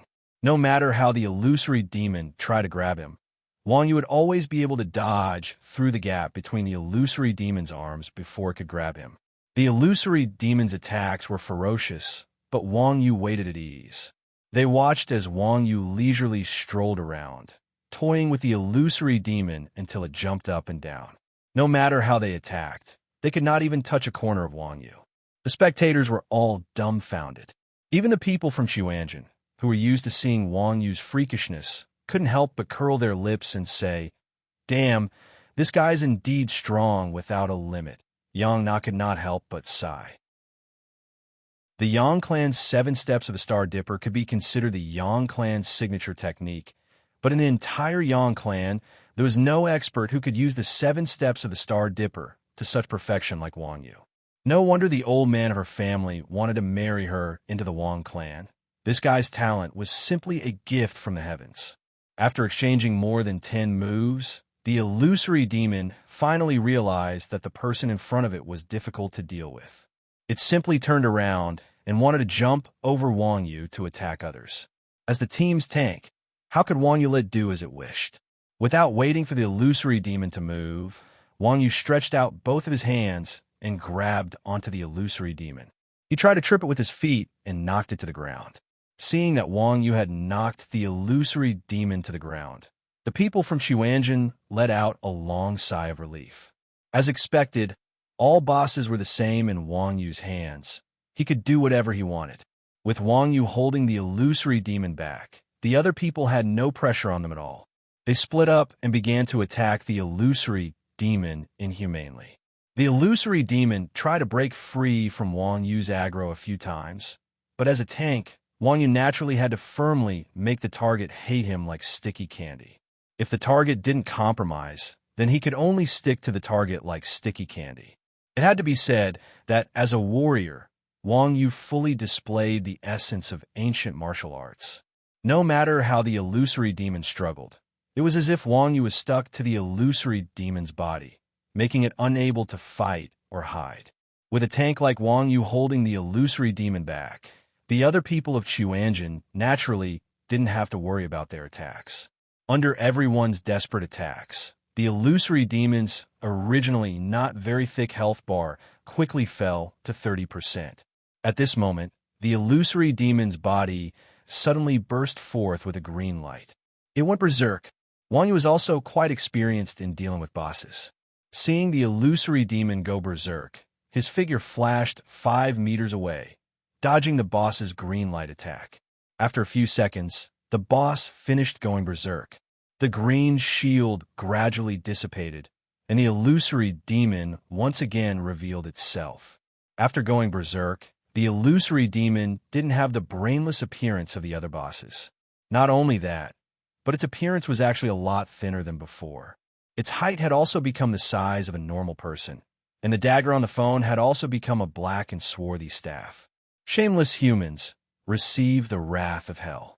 The green light dissipated, and the angry, illusory demon raised the staff in its hand and roared. Suddenly, a strong wind blew, and the originally gloomy and rainy sky instantly darkened. In just a few seconds, the entire city was plunged into darkness. Everyone in the sky hurriedly looked up, only to see the sky covered in dark clouds. The clouds rolled, and blue lightning was even more frightening. The situation was out of control because of Chuanjin. The surrounding players naturally didn't want to clean up their mess, and they also didn't want to be caught in the crossfire, so they turned around to leave this troublesome place. However, just as everyone was about to leave, lightning fell from the clouds like rain, and all the players who wanted to turn around and leave were all blasted into white light. Everyone was immediately stunned. This is using the power of heaven and earth. Seeing this scene, the people from Chuanjin were knowledgeable, and they immediately cried out in surprise. Everyone had seen using the power of heaven and earth before. Back in the Atlantis City Instance Dungeon, Master Renault had performed this move. Just a single lightning spell had caused the sky to change color, and its power was boundless. However, Master Renault was a legendary level 200 god boss, and he had mastered the power of the elements and the law of space. Doing this was not unusual. The illusory demon was only a level 50 special boss, and it was far weaker than Master Renault. How could it have such powerful strength? Moreover, the illusory demon's ostentation was even more powerful than Master Renault's. At that time, Renault had only caused the weather to change, but this lush green guy had directly turned day into night, too arrogant. Don't be afraid. Everyone attacked together. Wuji knew that even Wang Yu wouldn't be able to deal with such a powerful boss, so he threw out a ball of holy light, which illuminated the sky, and invited the surrounding spectators to attack. However, when the holy light rose and illuminated the surroundings, Wuji was immediately stunned. Damn, apart from Chuanjin's group, there were no longer any players on the street. Instead, there was a dense crowd of monsters. These monsters had green skin, green faces, and fangs. They were the illusory demons that had been farmed in the city. Damn, how did it become like this? Wuji was so shocked that he was about to say something. With a loud boom, a huge red meteor fell from the sky, smashing Wuji's holy light. Chapter 963 F***CK Meteor Spell. Seeing the meteorites in the sky, Mingdu's hair stood on end. Meteor Spell was a magician's ultimate level, 100 skill, summoning meteorites to attack the target. It was a forbidden spell skill. Needless to say about its power, a forbidden spell skill was equivalent to a nuclear deterrent. Not only did it cause huge damage to the target, but the caster also suffered a lot. Even those who had mastered forbidden spell skills did not dare to use it casually. Not only did the illusory demon use a forbidden spell, but it was also just a holy light spell. This was no different from using a nuclear weapon to catch a thief. The most terrifying thing was that the illusory demon used the forbidden spell casually. Its face was full of ease. Such a casual performance was much more tyrannical than a god-tier boss like Reynolds. It was practically a god. Kill, kill. Just as everyone was shocked by the illusory demon's strength, the surrounding ordinary illusory demons shouted and charged over. They did not know whether it was because there were too many illusory demons or something else, but it was a mess when they rushed forward. These green fellows were wrestling with each other. Why the F***CK are they fighting each other? Looking at the surrounding ordinary illusory demons that were attacking each other, the Quanjun people were confused. Strange. This is too strange. Wuji thought and said, I keep feeling that something is wrong. What exactly is wrong? Who cares what's wrong? I'm going to take care of him. Wang Yu clenched his fists and was about to rush over without fear. Seeing this, the Quanjun people were envious. It was good to have strength. He dared to do anything. He did not even care about a god-tier boss. However, even though everyone knew that Wang Yu's strength was unfathomable, they did not think that Wang Yu could really defeat the illusory demon. After all, a boss that could casually use Forbidden Spell was a top-tier existence in the game. If Wang Yu could kill a god at this level, there was no point in playing the game. Therefore, everyone stopped him. "Old cow, don't go. This thing is too strong. It's not something we can deal with." Too strong. Yes, he's too strong. Hearing everyone's words, Wuji seemed to have thought of something and suddenly shouted. Is Wuji scared out of his wits? Everyone asked curiously when they saw Wuji's expression. Crazy your sister's husband. Don't you think that this illusory demon is too strong? Nonsense. Everyone curled their lips. It was just a mission, but he had even summoned a god-tier monster. Not only was he strong, he was practically cheating. Don't you think it's strange that a level 50 boss is stronger than a god-ranked NPC? Wuji asked. This, with Wuji's reminder, everyone was stunned and immediately reacted. Meow, wasn't it just an event boss? Even a celestial NPC had appeared. This was clearly unrealistic, making an event that players couldn't even play. The game company was playing with fire. Is this thing fake? Thinking of this, everyone said in unison. That's right. It must be fake. It's illusory demon's illusion. Wuji said with certainty. Illusory demon was mainly based on the word illusion. There was no other explanation for this scene other than an illusion. As expected, just as Wuji finished speaking, a system notification appeared in the party channel. System notification. Someone in your party has seen through illusory demon's illusion. Illusion dispelled.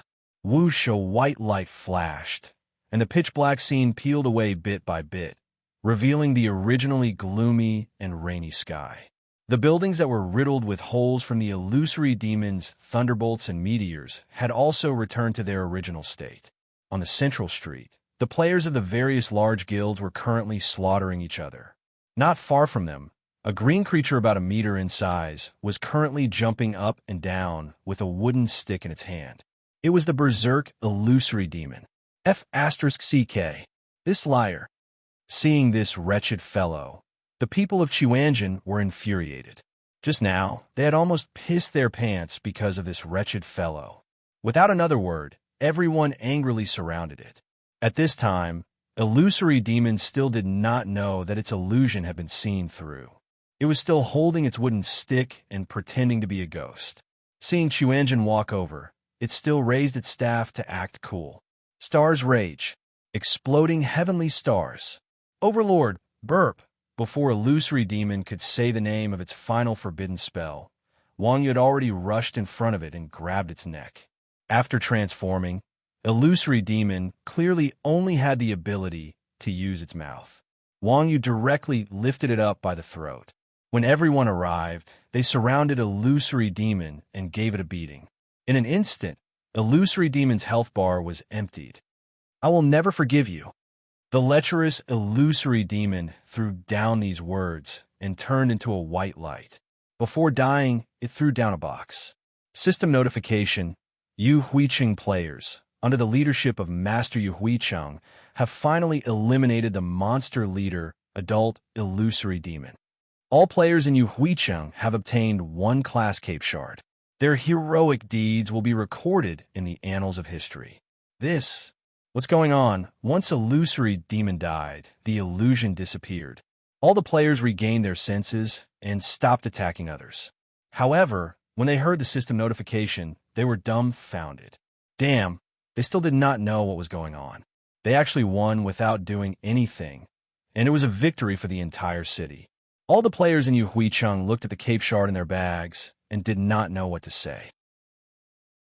At the same time as the system notification appeared, Wang Yu also received a system notification. Yu Huicheng's Master Iron Ox led his people to defeat adult illusory demon. Reputation plus 1,000, honor plus 100, experience plus, and various other rewards. As Yu Huicheng's master and the main force in killing adult illusory demon, Wang Yu gave a lot of experience. Wang Yu's experience bar was almost full. He was only a little bit away from reaching level 50. Chuanjin's group also benefited greatly from this. They received a lot of experience and honor. However, they did not care about these things. What they cared about was the box in Wang Yu's hands. Old cow, open it and see what's in it. Under everyone's instigation, Wang Yu casually opened the box that illusory demon had thrown out. Notification: you have received Universal Cape Shard, X50 Universal Cape Shard. Can be used to replenish the Cape Shard of any profession. Damn, this is good. Seeing the shard in Wang Yu's hands, everyone cried out in surprise. There were a total of 7 Cape Shards. They were all different. The shards that everyone received from quests were also random. There were very few quests to begin with. If the shards were not for the profession, it would be even harder to collect a set of Cape Shards. In the end, they could only exchange it with other players. Universal Cape Shards were different.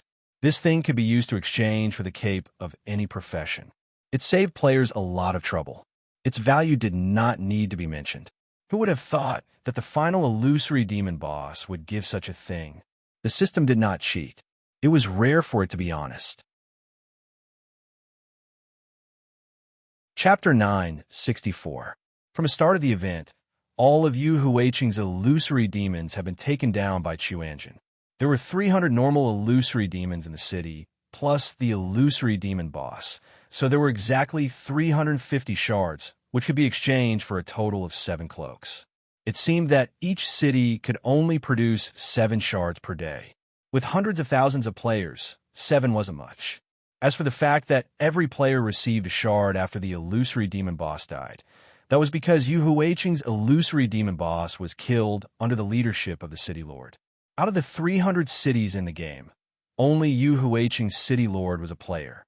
The other cities didn't have this benefit. Chuanjin didn't have many players, but a mere 350 shards was far from enough. After clearing out Yu Huiqing's illusory demon, Wang Yu and the others began to clear out the surrounding cities.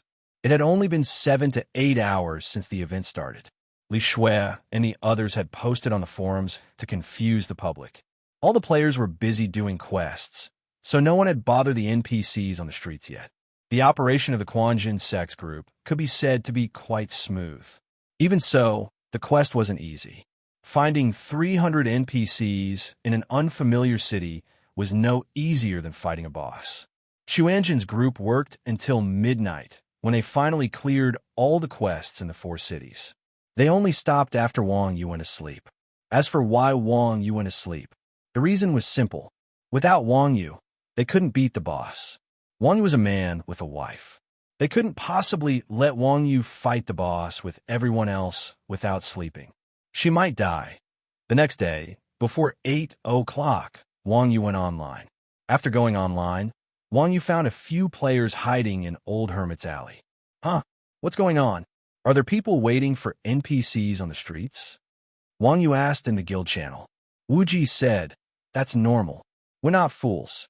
It's already not bad that our method could last for a day. Indeed, paper could not contain fire. No matter how effective Chuanjin's method of confusing the public was, it would eventually be exposed.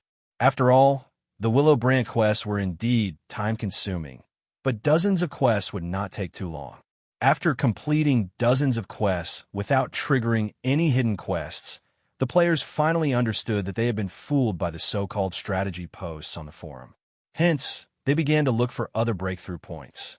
There were still many capable players, so it was reasonable for them to be able to find the bodies of the NPCs on the streets.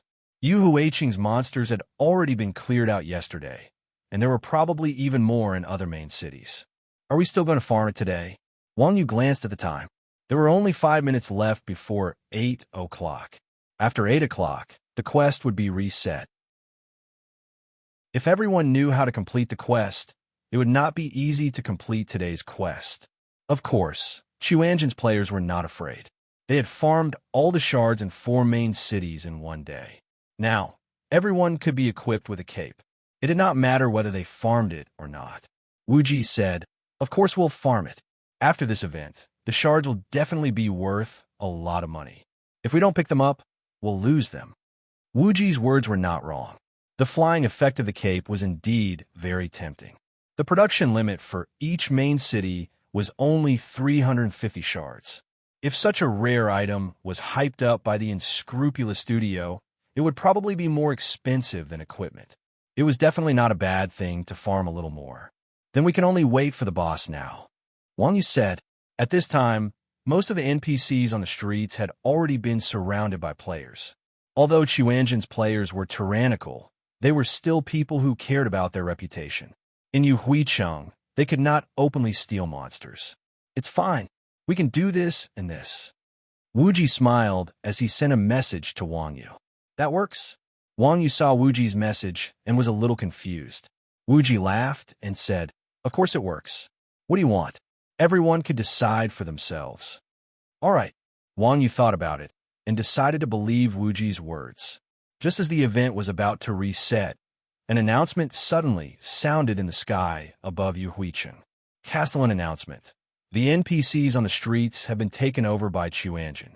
Everyone, do not trigger the quest. TSK. Seeing the Castellan's announcement, the players in Yuhuicheng rolled their eyes.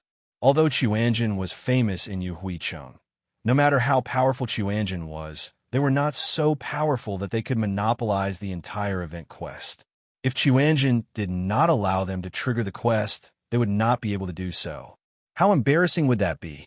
Naturally, the people in Chuanjin were not so confident that they could order everyone in the city. There were hundreds of thousands of players. If someone really secretly triggered the quest, no matter how powerful the people in Chuanjin were, they would not know where to look. At this moment, another announcement floated up. Castellan announcement. If Chuanjin cannot gather 300 shards, the Castellan will not start the boss. F*CK. This is too shameless. Seeing the second announcement, the players in Yuhuicheng almost jumped up in anger. Meow. If everyone snorted at the first announcement, then the players in Yuhuicheng would have to think twice about the second announcement. The reason why the players in Yuhuicheng were able to obtain a cloak shard was because the Castellan, Wang Yu, had led the team to kill the illusory demon boss. If Chuanjin did not act today, even if everyone could rely on their numbers to kill the boss, the entire main city would only have a total of 350 cloak shards. 350 cloak shards were worth hundreds of thousands of points. Only a very small number of people could obtain them. However, if Chuanjin acted, there would be hundreds of thousands of cloak shards. Everyone would have a cloak shard, especially for the guild players. Letting Chuanjin kill the boss was extremely important. One had to know that a guild had a total of 500 people. There was no need to talk about the guilds allied with Blood Alliance or Sword Points of the Heavens. The more players there were, the greater the profit. This way, whoever dared to go against Chuanjin would be going against all of Yuhuicheng's guilds. To safely obtain a cloak shard, or to risk being chased by all the players in the city to obtain a cloak shard. As long as one wasn't an idiot, they wouldn't make the wrong choice. After seeing the announcement, the players in Yuhuicheng obediently gave up on the idea of coveting the NPCs on the streets and continued to do the Willow Branch quests. As for the players from those guilds, they even sent people to surround the NPCs on the streets, waiting for the players in Chuanjin to harvest them. Everything was so harmonious. In other main cities, such a strange situation definitely wouldn't occur. A great man once said, "Those who win the hearts of the people will win the world." Chuanjin had such a strong foundation of people, so they completed their quests quickly. In just over an hour of harvesting, all 300 of Yuhuicheng's illusory demons were taken by Chuanjin. The illusory demon boss was like yesterday, tearing through space and descending from the sky. With Wang Yu around, everyone was naturally familiar with dealing with the illusory demon boss. Everyone repeated the same trick, pinning down the illusory demon and giving it a beating. Chapter 965. Fragmented quests were like leaks that could be reset every day. After collecting Yuhuicheng's quests, Wang Yu and the others didn't idle around. They immediately teleported to Thorn City. Thorn City was no different from Yuhuicheng's. Players were now wandering the streets, looking for NPCs. However, there were many NPCs on the streets, and only 300 of them had quests. Since they didn't know about the illusory demon's scavenging ability, the efficiency of Thorn City's players was much lower than Chuanjin's. The event had been reset for almost 2 hours, but the illusory demon boss still hadn't appeared. If the illusory demon boss hadn't appeared, it meant that the 300 quests hadn't been cleared. Compared to the scattered players of Thorn City, Wang Yu's group was much more professional. Last night, Chuanjin's group had marked the coordinates of all the NPCs on the streets of Thorn City. Today, everyone went straight to the point. Since Chuanjin's group had their own unique methods, they didn't have to worry about killing the wrong person. As a result, they didn't have to go through many steps to find NPCs. Their efficiency was absolutely stunning.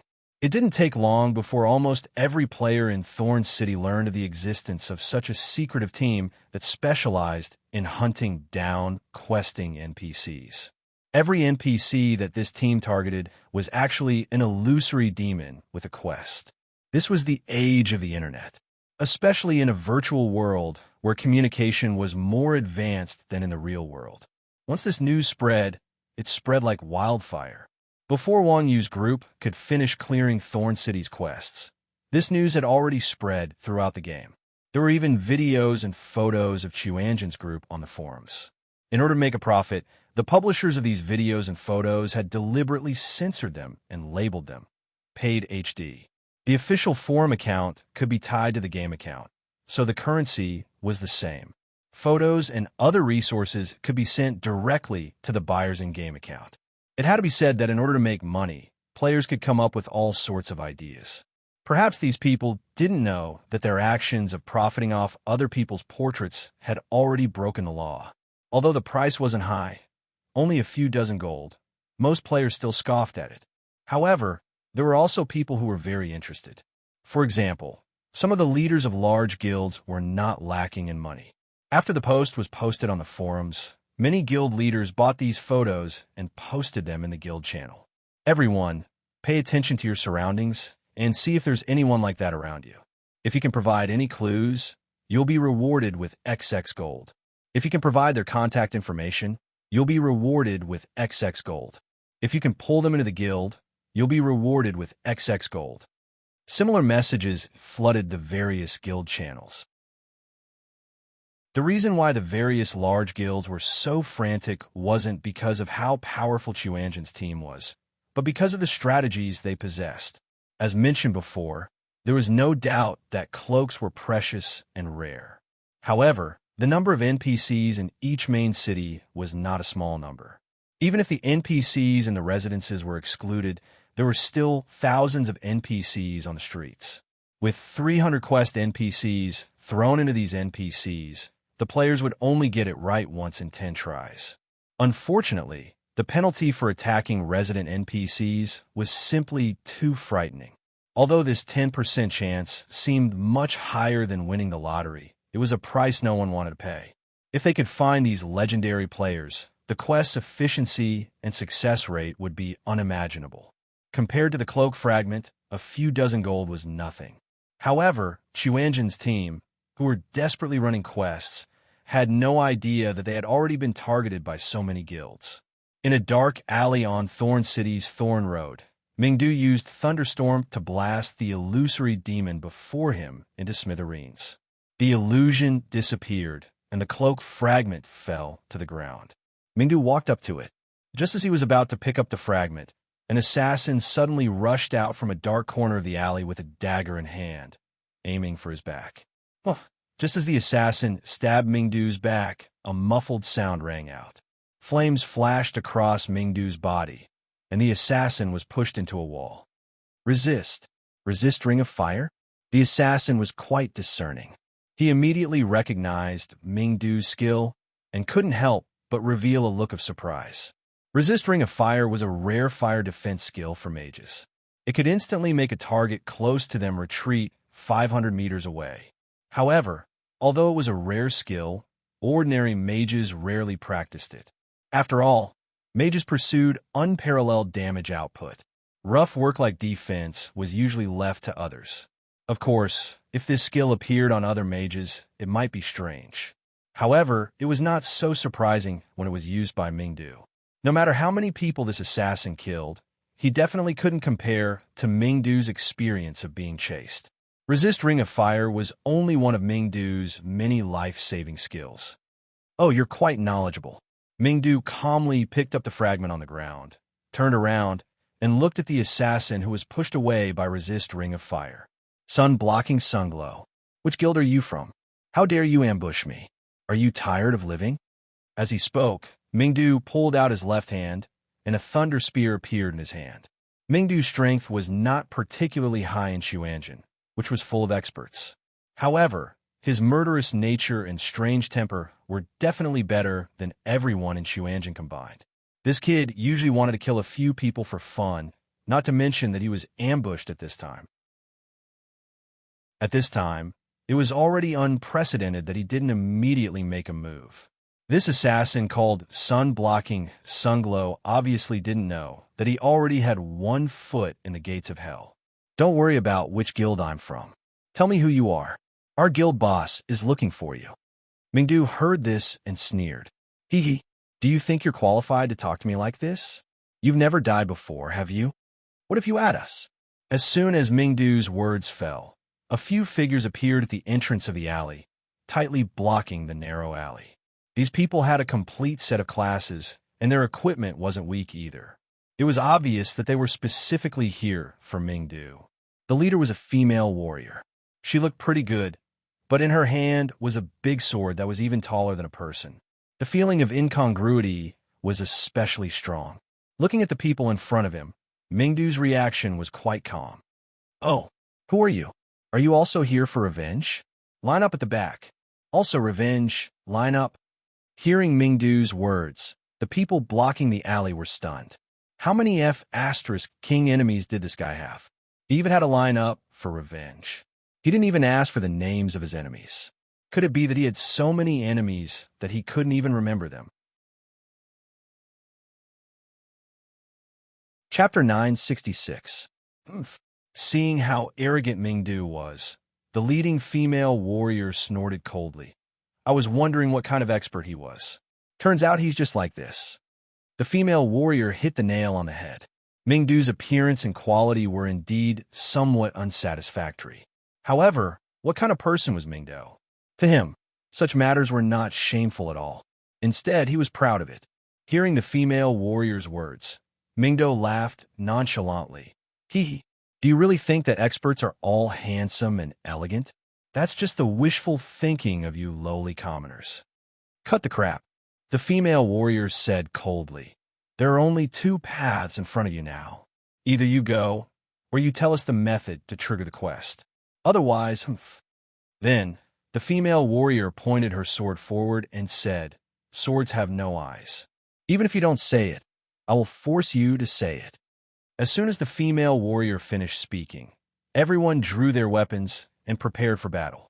The assassin who was repelled by Mingdu's Ring of Fire also quickly retreated to the group. Say no more. I choose the 3rd path.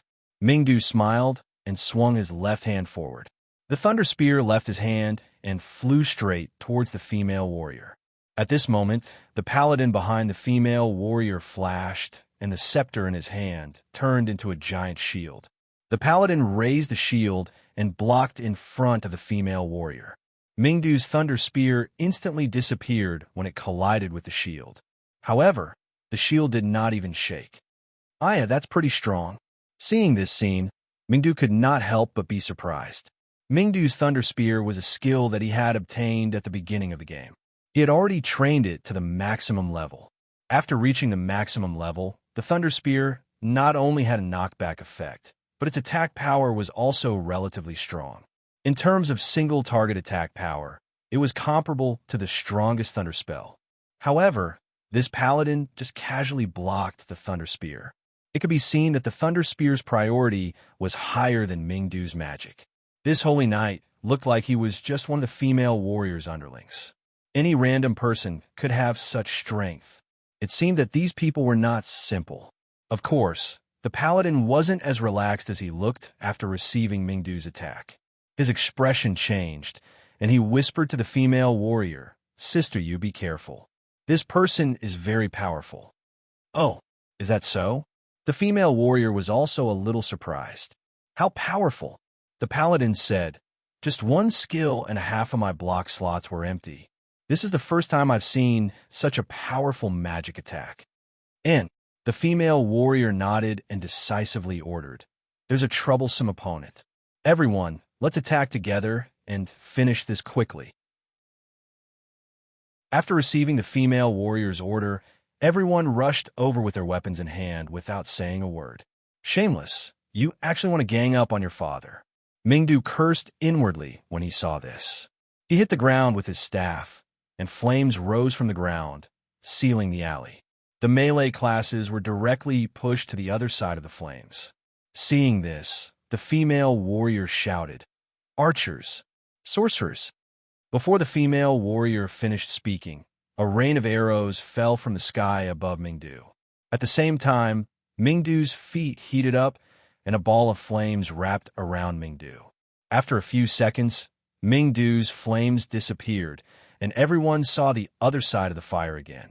However, Mingdu was already gone. Everyone was confused. So weak? Could it be that he was beaten to death? As the players got higher and higher, their equipment got better and better, and their HP got higher and higher. Instant kills had long since faded from the player's view. In order to seal off Bright City's escape route, the archers and mages had used AoE skills like Arrow Hail and Firewall. Their single-target damage wasn't particularly impressive, so it was quite surprising that they had been able to instantly kill a player. Just as everyone was feeling puzzled, they suddenly heard a familiar voice from above. Violent thunder. Up there. Dodge. These players were obviously also experts. When they heard the voice, they did not even look up and hurriedly moved. Whoosh.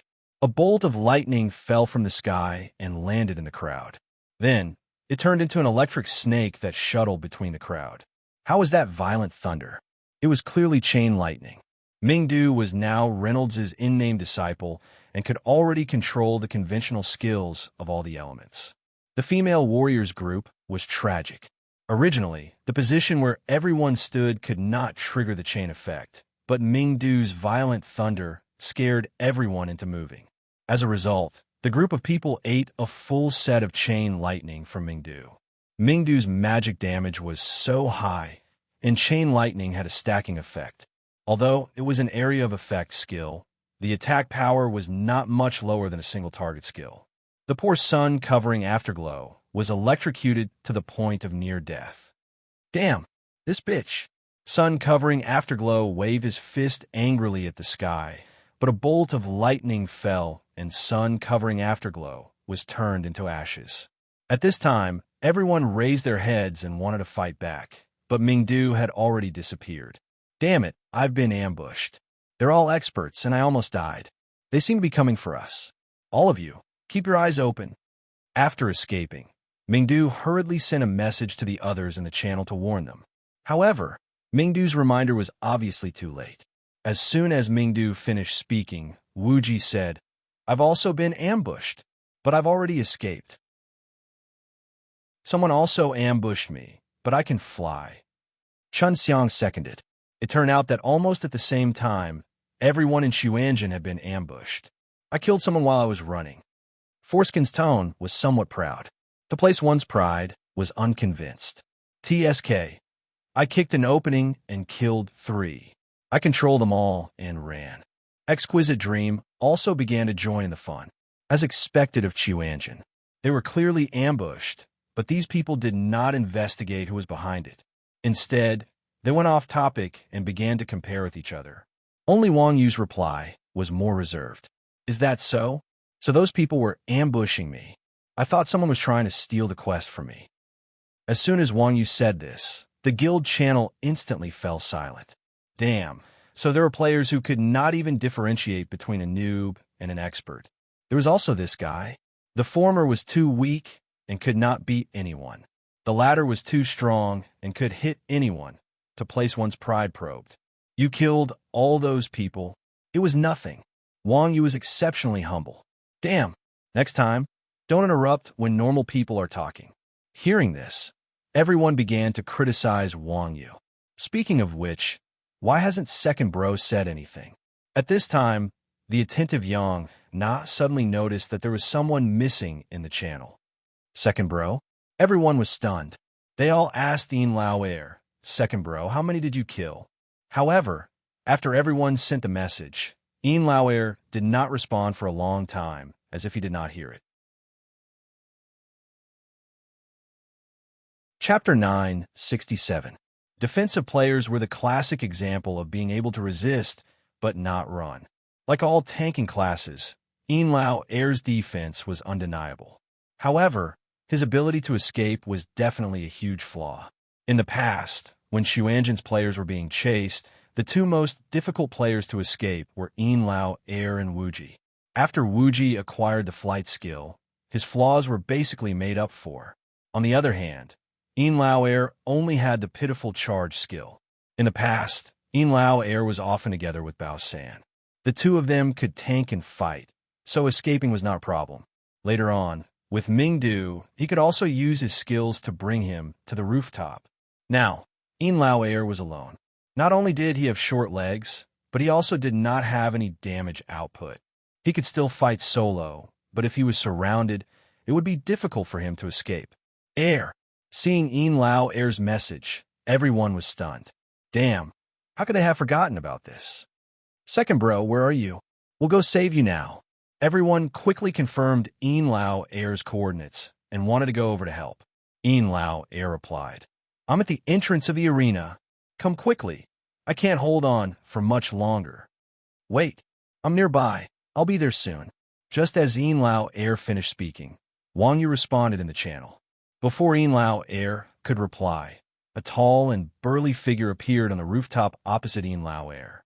With this size, this aura, this height, other than Wang Yu, there was definitely no one else. At this moment, Yin Lao Air was surrounded by people. Fortunately, the shield in Yin Lao Air's hand was a magical equipment, and he also had a very powerful backup shield. Even though he was surrounded, he was still in high spirits. "Old cow, over here. Hurry up and kill these guys." Seeing Wang Yu, Yin Lao Air ignored the attacks and shouted at Wang Yu, who was on the rooftop. Hearing Yin Lao Air's words, the people who were besieging Yin Lao Air were slightly stunned. They quickly looked back and saw that Wang Yu was already not far behind them. Everyone stopped and looked around. Then, they looked at Wang Yu, who was alone. They couldn't help but look at each other. "Just one fighter?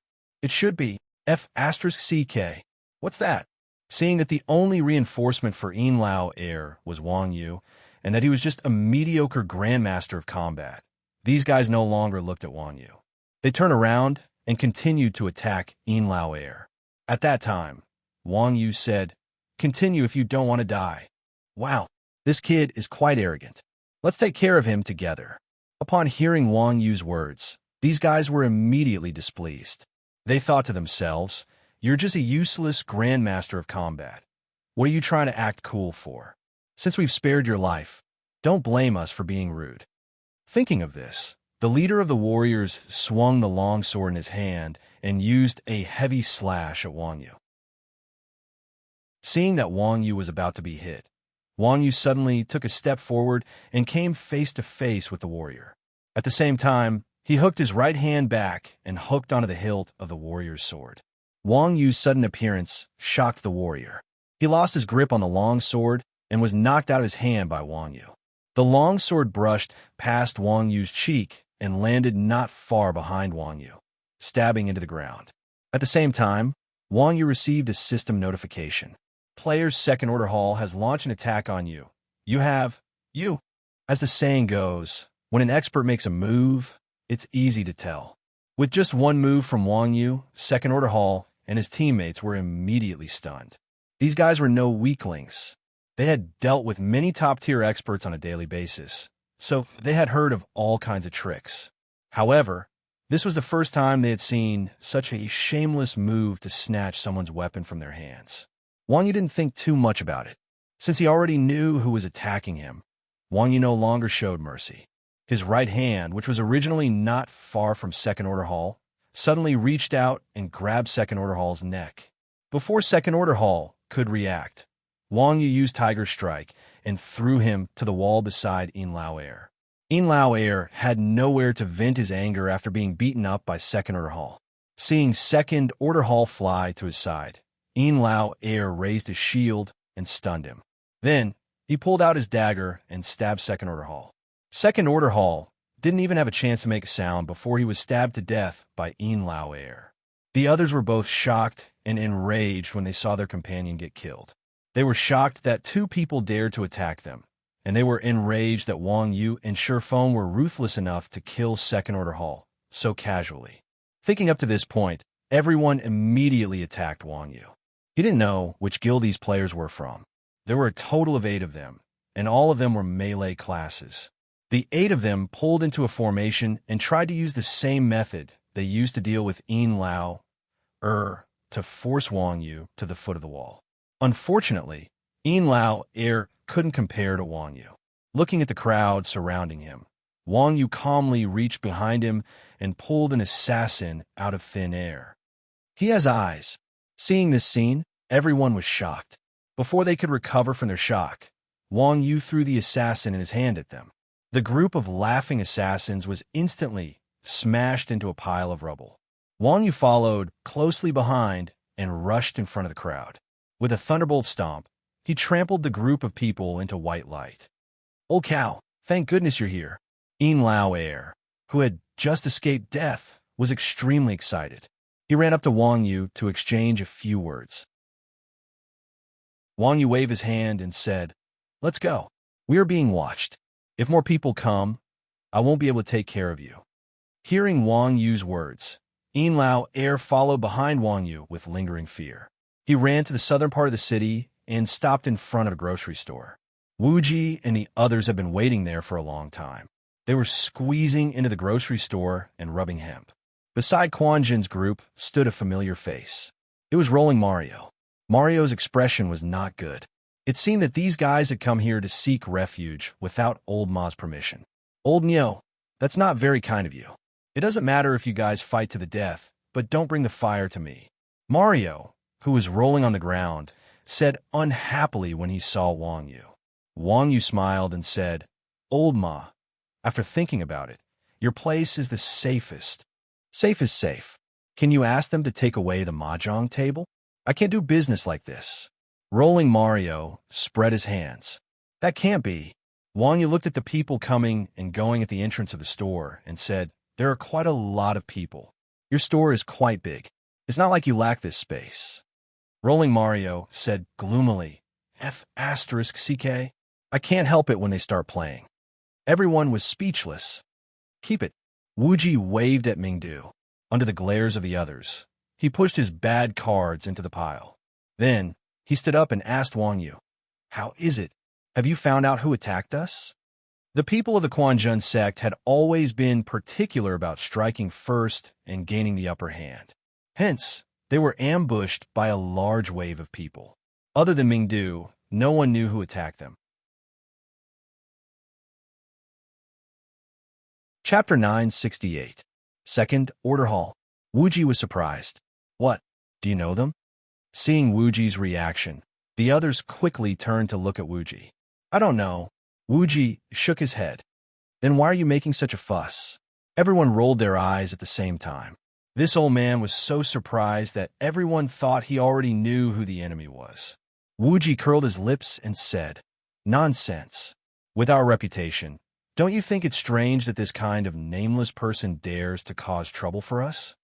F***CK. Don't you have any shame?" Hearing Wuji's words, not only the Chuanjin players, but even Mario, who was rolling on the ground, raised his middle finger at Wuji. Chuanjin's reputation wasn't small, but it was more of an infamy. Even in Rebirth, Chuanjin had appeared on TV a lot, but after so many years, everyone's view of Chuanjin was deeply ingrained. There were only a few people in this group of people. A small guild could do whatever they wanted, so there was no need to offend this group of people. A large guild would not step on smelly dog poop, so they could not be bothered to deal with these people. At the end of the day, in the eyes of ordinary people, the Chuanjin sect was just a motley crew that was difficult to deal with.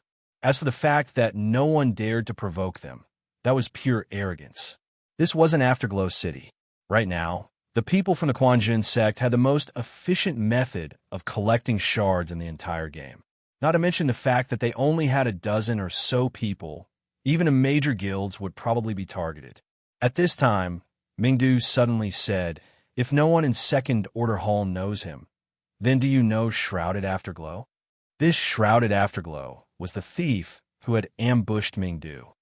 I don't know. Everyone shook their heads. The new mode of rebirth had created countless new experts. It was normal for Chuanjin to not know many people.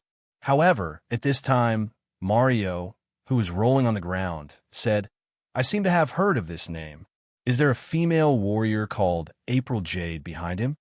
"I do have a female warrior, but I don't know what her name is," Mingdu replied without thinking.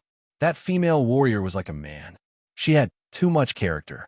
Mingdu still remembered it vividly. Then there's no running away. This is the boss of High Firmament cities full of Golden Jade.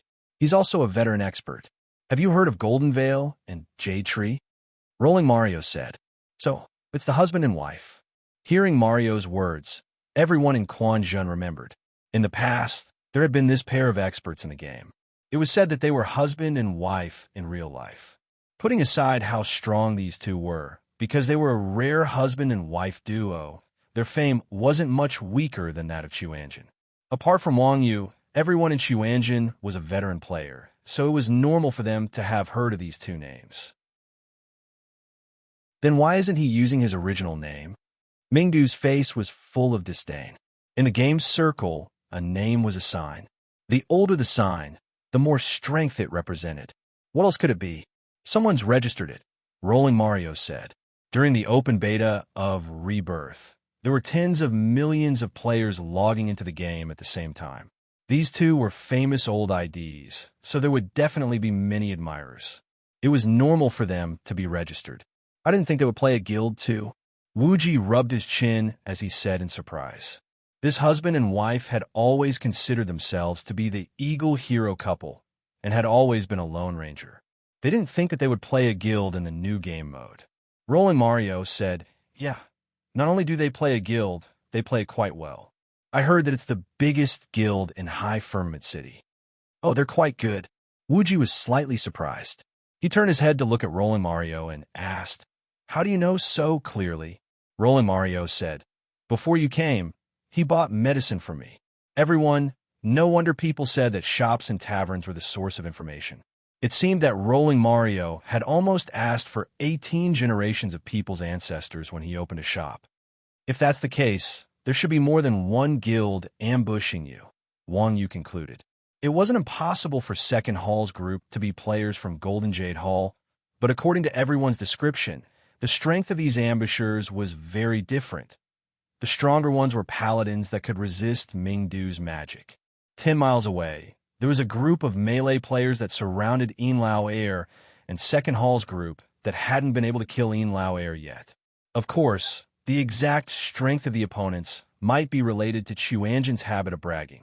However, there was no doubt about the difference in strength between these people. If a guild ambushed a target, they would definitely pick the safer ones. Even if they only surrounded one person, there wouldn't be such a difference in strength. Hearing Wang Yu's conclusion, everyone nodded. Although Wang Yu's summary was on point, Wang Yu's use of the word "you" made everyone lose their dignity. They treated the ambushers as opponents, yet Wang Yu didn't care about them at all. It was clear that the difference in strength between Chuanjin and Chuanjin wasn't small. "It seems that someone is behind this," Wang Yu said after giving the matter some thought. This time, everyone was a little confused. "That's right." Wuji looked at Wang Yu in surprise. He then said, "Old Cow and I are thinking the same thing." "Why do you say that?" Rolling Mario was also confused. "Think about it. Why would so many guilds attack us for no reason?" Wuji asked, "Don't you have a very efficient way of completing quests?" Rolling Mario asked, "That's only one aspect of it." Wuji sneered. "If we don't know each other, would you still know that we're the ones doing quests in Thorn City?" This, Mario, who was rolling, was stunned. Thorn City and Yu Huicheng were neighbors, so they were considered relatively close. They had also heard of Chuanjin's group here. Even so, in the eyes of Thorn City's players, Chuanjin's group was nothing more than a mysterious party. Not only did the other party know who was doing the quest, but they were also able to confirm Chuanjin's target. It was obvious that these players had received some kind of rumor or information before coming here. After all, only by knowing everyone's name could they pay an NPC to confirm the target's coordinates. Is someone trying to trick you? Did you guys offend anyone? Thinking of this, Mario, who was rolling on the ground, asked Wuji. Hearing Rolling Mario's words, Chuanjin's members laughed. Wuji shook his index finger and said, "You're asking the wrong question. It seems that you still don't understand us, old Ma. If you understood us, you would have asked, who have we not offended?" Mario, who was rolling on the ground, was dumbfounded when he heard this. Oh, I forgot that this group of people doesn't walk the ordinary path. It seems that Chuanjin has so many enemies that even they don't know who is secretly plotting against them. Chapter 969. As the saying went, don't be afraid of thieves stealing, but be afraid of thieves remembering. If it was a head-on battle, Chuanjin would have nothing to say. However, with so many guilds scheming in the dark, this made them feel uncomfortable. They were all experts in ambushes, so they naturally knew the consequences of being remembered by thieves. Wang Yu moved his limbs and said, "If you're afraid, you can play cards here. I have to go out for a walk." "Damn, who's afraid? Don't stop me. I'm going to fight them now." When they heard Wang Yu say this, everyone immediately became angry. They clamored to go out and kill their enemies. However, although their mouths were arrogant, their bodies were very honest. They were just saying it. Wuji smiled and waved his hand. "All right, everyone, don't be rash. Old Ma, is your team still around? It's long been disbanded. Why are you looking for them? Do you think we can help you?" Rolling Mario curled his lips. Chuanjin was now the target of everyone. Even if their team was still around, there were only a dozen or so people. What was the difference between helping and not helping? "Don't worry, I won't let you help for free." Wuji smiled. "Do you want the cloak shards?" "Nonsense. Who doesn't want them? How can it be our turn now?" Rolling Mario's tone was very dissatisfied. It seemed that it was the same in every main city. The resources were firmly monopolized by the big guilds. Ordinary players couldn't even get a share, so they were more resentful. "All right, I'll tell you how to do the quest. Now, bring your teammates to the streets to do the quest. As for how many shards you can get, it's all up to you," Wuji said calmly. You can't be thinking of using us as bait, right?" Rolling Mario wasn't stupid. He immediately saw through Wuji's intentions. Wuji didn't try to hide it. Instead, he smiled and said, "If you want to repay, you have to give something in return. Let me tell you, right now, these cloak fragments are very rare. A main city only sells 350 fragments a day." 350. Hearing Wuji's words, the Rolling Mario was shocked. "So little?" "Of course. Otherwise we wouldn't have come all the way to Thorn City," Wuji said. "So, do you want to do it or not?" The Tumbling Mario hesitated. Tumbling Mario was a very smart guy. He understood the pros and cons normally. Tumbling Mario would never help others as bait for a few fragments.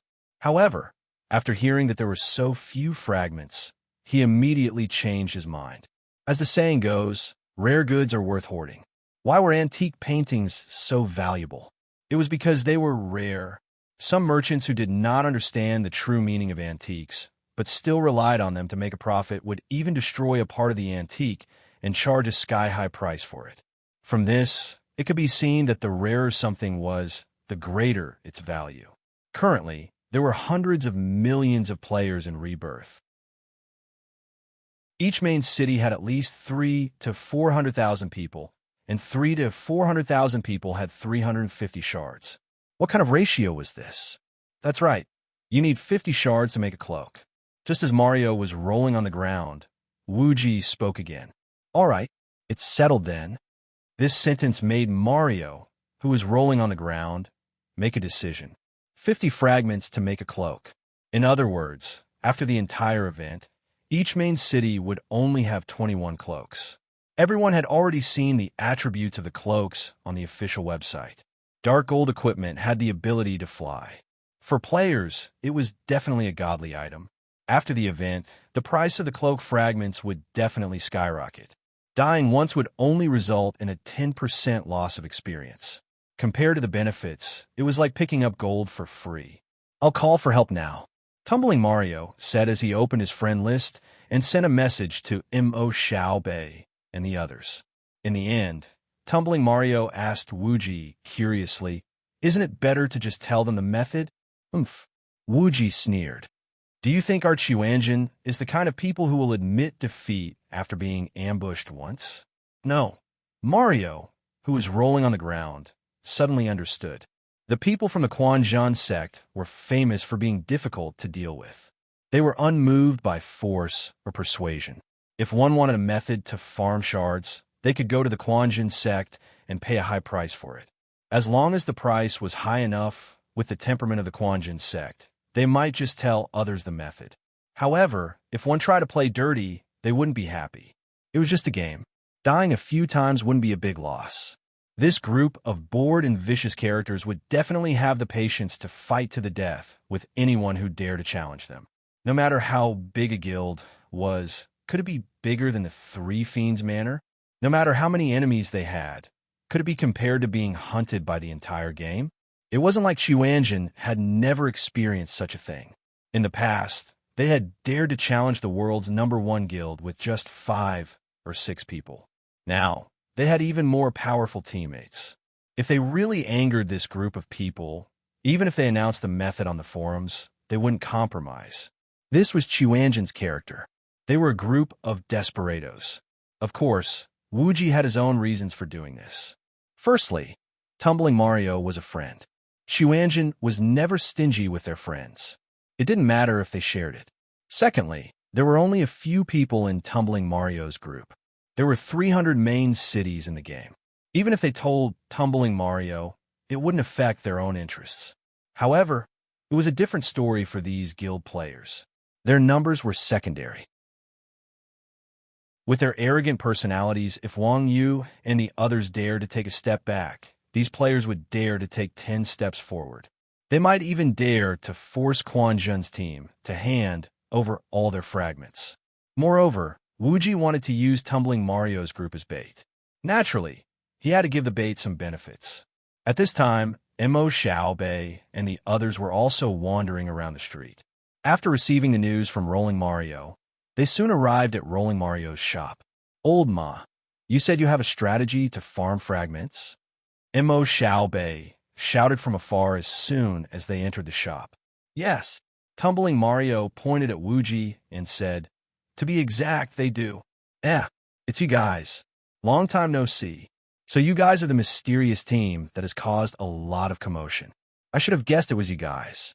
Mo Xiaobei saw that Wuji's group was much friendlier than before. It seemed that trash like Lucifer wasn't completely useless.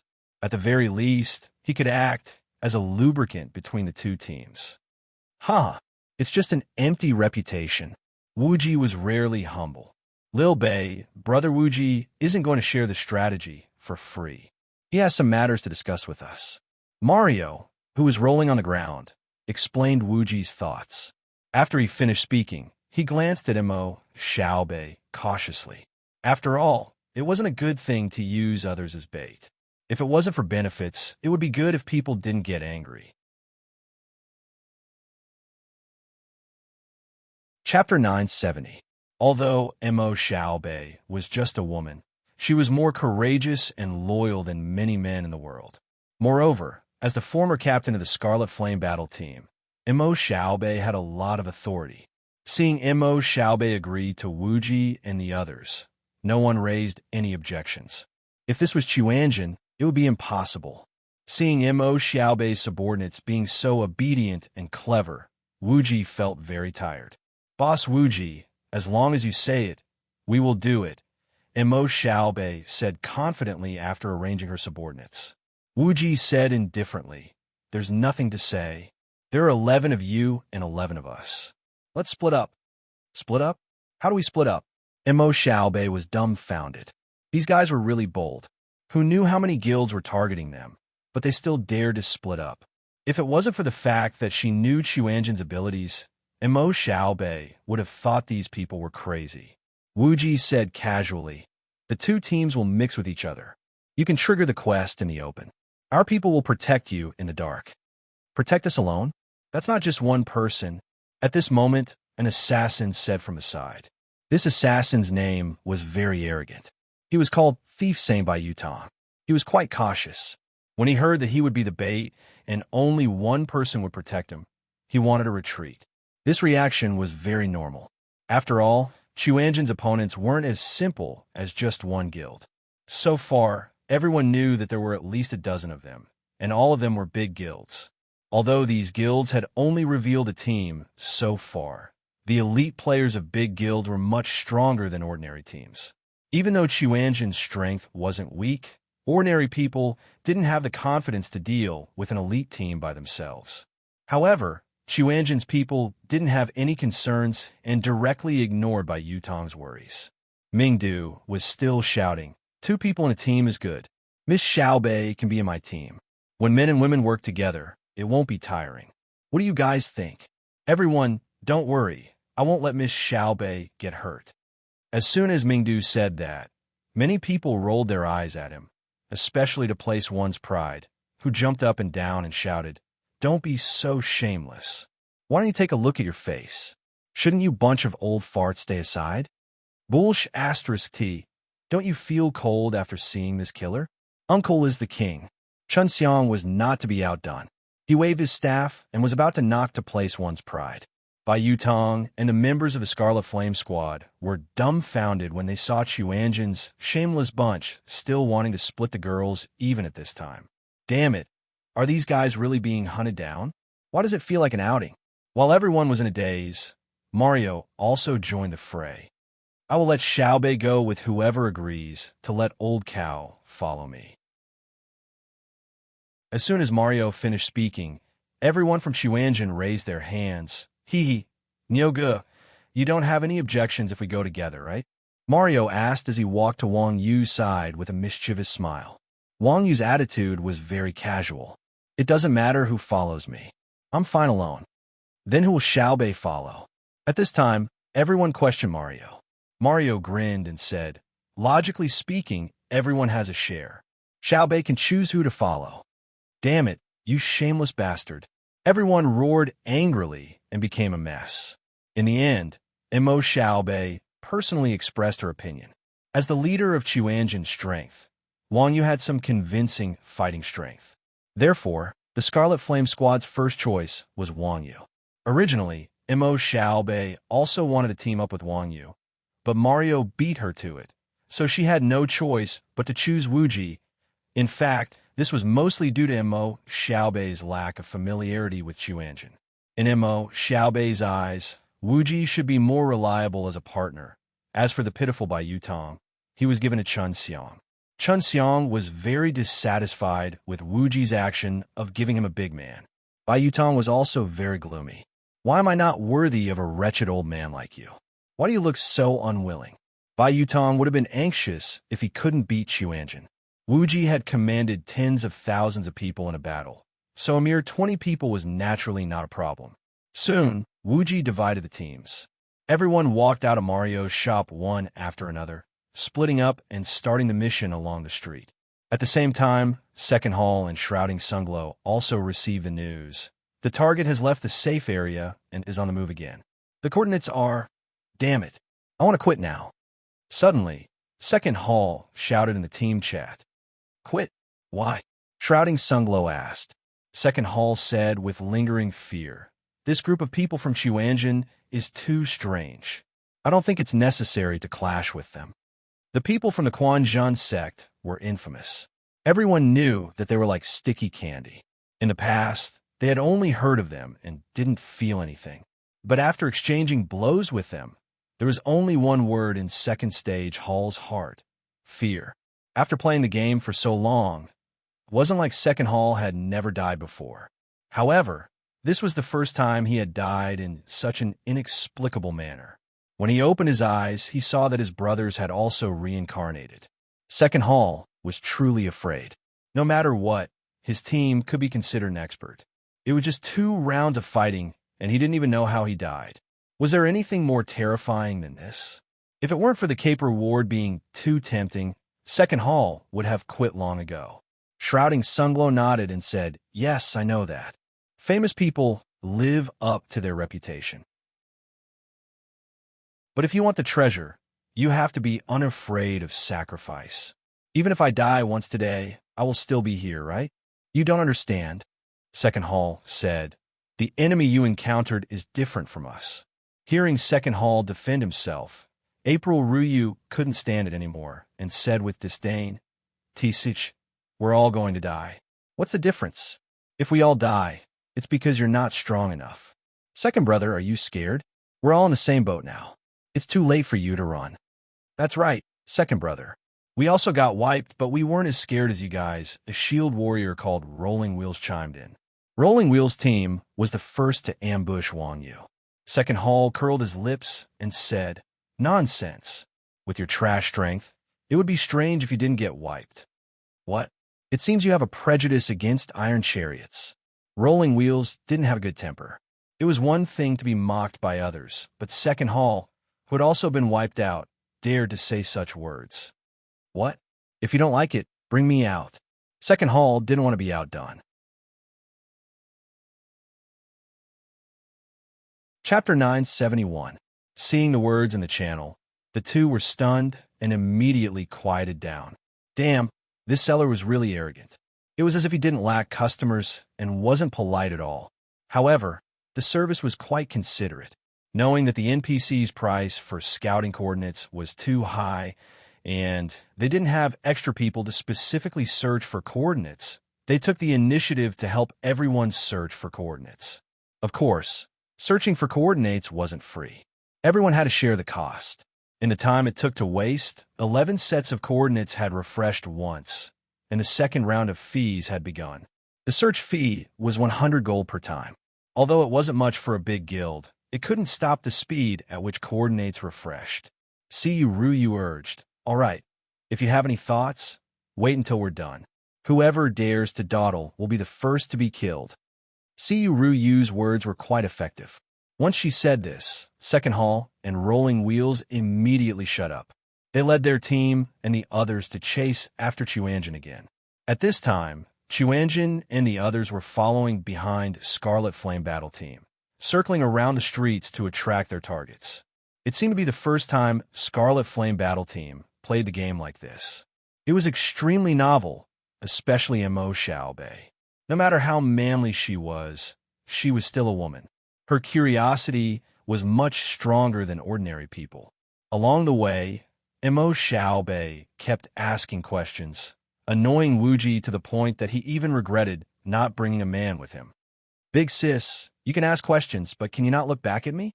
Aren't you exposing me?" Faced with Mo Xiaobei's 100,000 Ys, Wuji was so anxious that he was sweating. Mo Xiaobei said impatiently, I know. You've said this so many times. Don't you find it annoying?" Wuji was speechless. This chick actually found him annoying. "Hey, let me ask you, do you usually trick people like this?" Mo Xiaobei asked again. Wuji said confidently, "This is called tactics. TCH, tactics in a game. You're really interesting." Mo Xiaobei laughed. Wuji was on the verge of collapse. He pointed at the flower shop at the corner of the street and said, "There's a flower shop there? What? You want to buy me flowers? I'm a very cold person." Mo Xiaobei was surprised that Wuji could still think of buying flowers for a girl in this kind of situation. She didn't expect Wuji, this gangster leader, to have such a romantic side. "No," Wuji said. "Ambush 2 archers and 2 magicians at the flower shop. I can block the entire street. This is strategy." F*CK. Mo Xiaobei turned around and gave Wuji a middle finger. Right at this moment, Wuji suddenly said, "Be careful. The snake is coming out of its hole." "Where?" Mo Xiaobei was startled and quickly looked around. In the end, an unspecialized team was still an unspecialized team. Mo Xiaobei was an expert, but her tactics were much worse than Blood Alliance's elite team, let alone Chuanjin's. Her commanding skills were quite lacking. Wuji quickly said, "Don't look around. Pretend you don't know anything and move in the direction of 9 o'clock. Oh, Mo Xiaobei replied.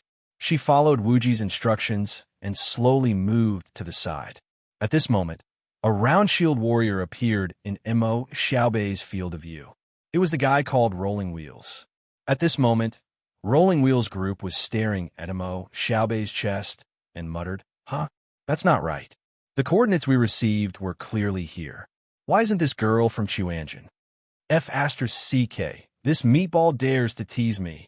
Mo Xiaobei saw Rolling Wheels Group's gaze, and her face turned ugly. Wuji said, "Don't bother, just walk straight ahead." "What about you?" Mo Xiaobei asked.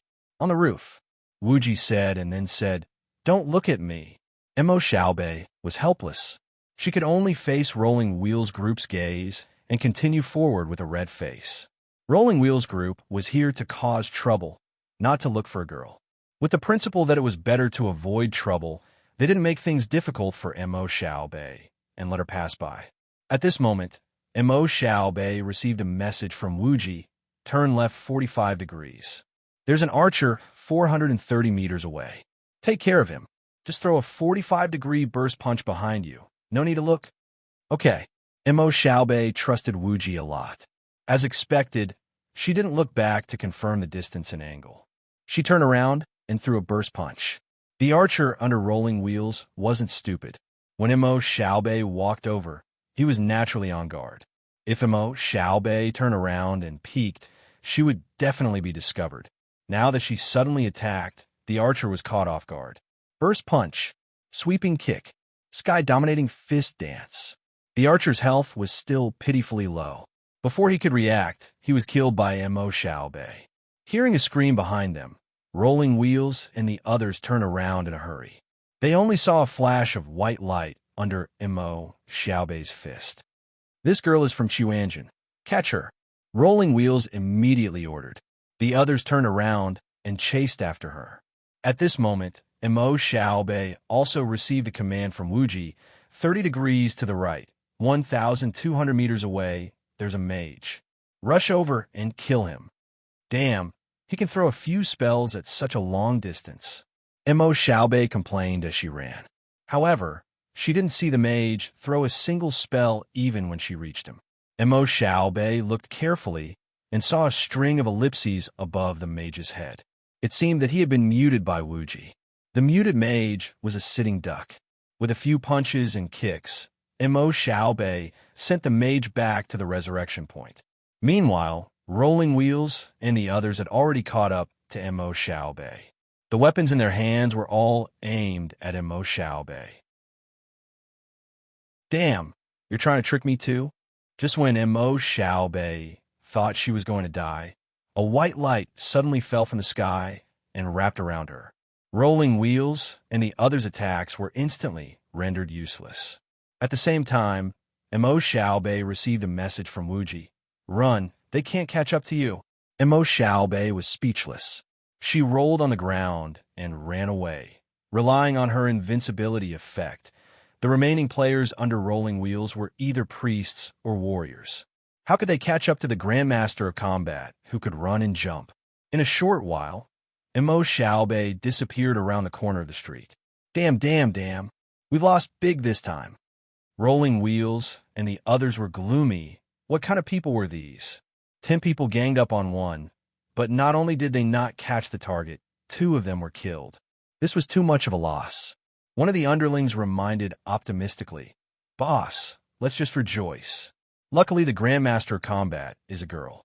If it was that big guy, hearing this, everyone's expression changed. They pointed at that person and said in unison, "All right, shut your crow's mouth."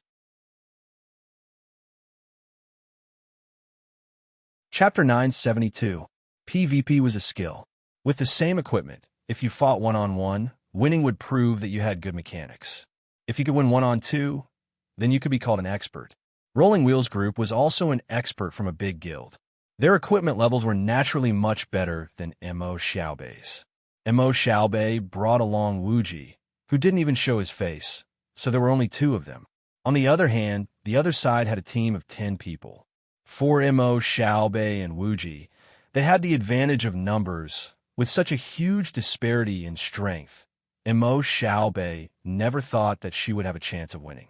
However, under Wuji's command, Imo Xiaobei was actually able to kill 2 people while being surrounded by a team of 10 and walk away. This was something only a top expert could do. Imo Xiaobei couldn't believe she could do this. Exciting, right? Imo Xiaobei's expression was seen by Wuji on the roof. Yeah, Imo Xiaobei nodded. Honestly, this was the first time Imo Xiaobei felt like she was an expert after PvP so many times. This is called strategy, Wuji said proudly. Okay, then let's go kill another wave. Imo Xiaobei clenched her fists. Wow, this girl still hasn't had enough. Wuji wiped his sweat. Wait a bit. At the same time, in another remote corner of Thorn City, Chun Xiang and Bai Yutong ran into Second Hall's members, who were looking around the corner. Second Stage Hall's group was clearly scared of Wang Yu. They were the ones hiding in the dark, but they were scared and cowering, afraid to see that terrifying figure. Chun Xiang was Wuji's best friend. The two's behavior was quite similar, both walking on the roof. As the saying goes, the higher you stand, the farther you can see. Before Second Stage Hall's group got close, Chun Xiang had already discovered them. He reminded, Little White, be careful, they're here. Please call me God Thief. Bai Yutong was unhappy with Chun Xiang's title. Okay, Little White, Chun Xiang said. Bai Yutong broke into a sweat and said, Then should I go into stealth? Spring Xiang waved his hand and said, What stealth? Let's face them head on.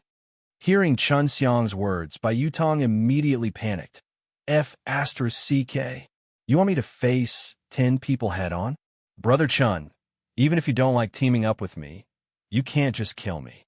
Bai Yutong was an assassin, and assassins always relied on stealth and sneakiness. Directly going up to face them head on was basically no different from throwing away one's life. Unexpectedly, Chun Xiang glared at him and said, Being refined and humble is this old man's byword. How can this old man be that kind of person? You're a man, so why would I punish you? Then I wouldn't dare. Bai Yutong spread his hands to indicate that he admitted defeat. This kid's attitude had always been very negative. Chun Xiang saw that this kid was so timid, so he said earnestly, Xiao Bai, did you forget that I gave you a fragment just now? Fragments are fragments. You said that you want us to be the bait. You didn't say that you want us to die. Bai Yutong retorted. Chun Xiang tried to move his emotions and reason. I treat you like a real brother. Why would I harm you? Even a real brother would stab me in the back. Bai Yutong was really unmoved by force or persuasion. Chun Xiang had no choice but to use his ultimate weapon. If you die in battle, how about I gather an assassin's cloak for you? Really? As expected, players in the game were the most realistic. Thousands of words were not as good as a promise. Bai Yutong's eyes widened when he heard that he could gather an entire cloak. Bai Yutong had a deep understanding of the rarity of a fragment. As for a cloak, Bai Yutong didn't even dare to think about it normally. This old man naturally won't lie. But brother, you can't just throw away your life. Chun Xiang said cautiously. It couldn't be helped.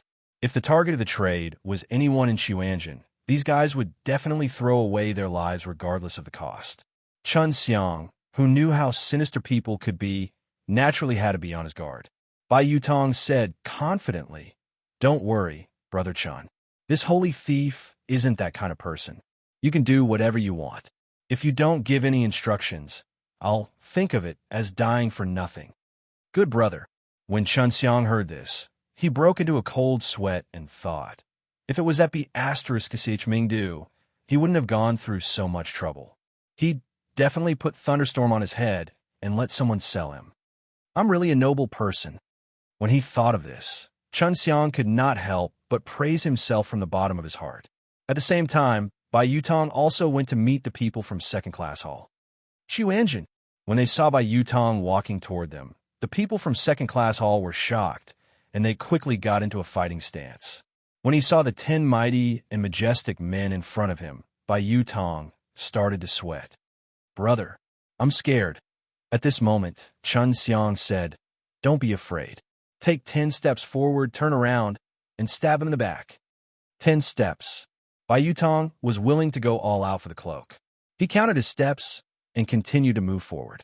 The distance of 10 steps was neither more nor less, and he brushed past Second-Class Hall. Second-Class Hall also saw that the symbol on Bai Yutong's chest was not the yin-yang fish of Chuanjin, so they did not attack him. Gulp! When Bai Yutong arrived behind Second-Class Hall, he gulped. Without hesitation, he turned around and stabbed Second-Class Hall in the back with backstab. At the same time, Bai Yutong received another order from Chun Xiang. Turn around and move swift for 3 seconds, then enter stealth. Without hesitation, Bai Yutong turned around and activated swift movement. Shit! Second-Class Hall was shocked. He hurriedly turned around and swung his greatsword behind him, activating Whirlwind Slash and slashing at Bai Yutong. However, Bai Yutong had long since activated swift movement, barely missing the attack range of Second-Class Hall's Whirlwind Slash. Since Second-Class Hall did not have a target in mind, he circled behind Bai Yutong and slashed at him. After 3 seconds of swift movement, Bai Yutong's speed began to slow. By the time Second-Class Hall's Whirlwind Slash ended, Bai Yutong's figure flickered and disappeared. Not good. The assassin is in stealth. Everyone back to back. Seeing Bai Yutong disappear, Second-Class Hall was stunned. He immediately turned around and used charge to return to his formation. Then, he stood back to back with his subordinates. Since they did not have any range classes, this was the best defensive formation. They're on guard. What should we do? Bai Yutong asked anxiously when he saw that Second-Class Hall had no intention of killing himself one by one. Hee hee. Chun Xiang chuckled. This is exactly the effect I wanted. As soon as Chun Xiang finished speaking, a black circle appeared beneath Second-Class Hall's feet. Then, a dark barrier appeared and nailed Second-Class Hall's members to the ground. Swoosh! At the same time, an oily green halo spread out from the center of the team, turning Second-Class Hall's members green. System notice: you have been poisoned. Your movement speed has decreased by 40%, and your HP has decreased by 1% every second. Chapter 973. With the Book of Ceilings buff, Chun Xiang had leveled these 6 demons to level 40. They were much larger than before, and their appearances were much more ferocious. Just by standing there, they looked extremely frightening. What's this? Seeing the demons Chun Xiang had summoned, the expressions of Tier 2's members turned even greener. They had never seen such a strange skill before. Chun Xiang had summoned 6 bosses out of thin air.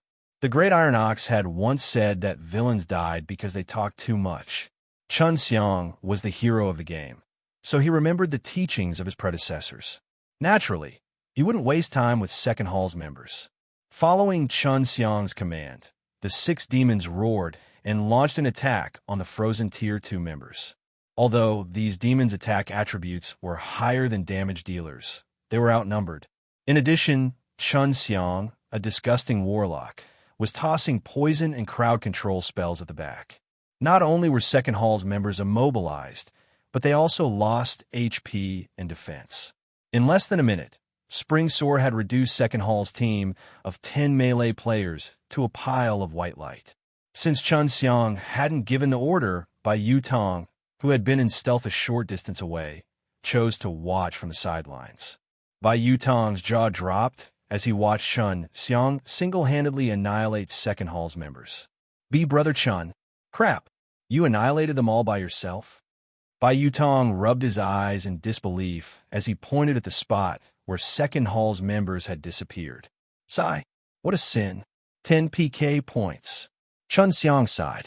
He then took out a necklace and hung it around his neck, concealing his identity.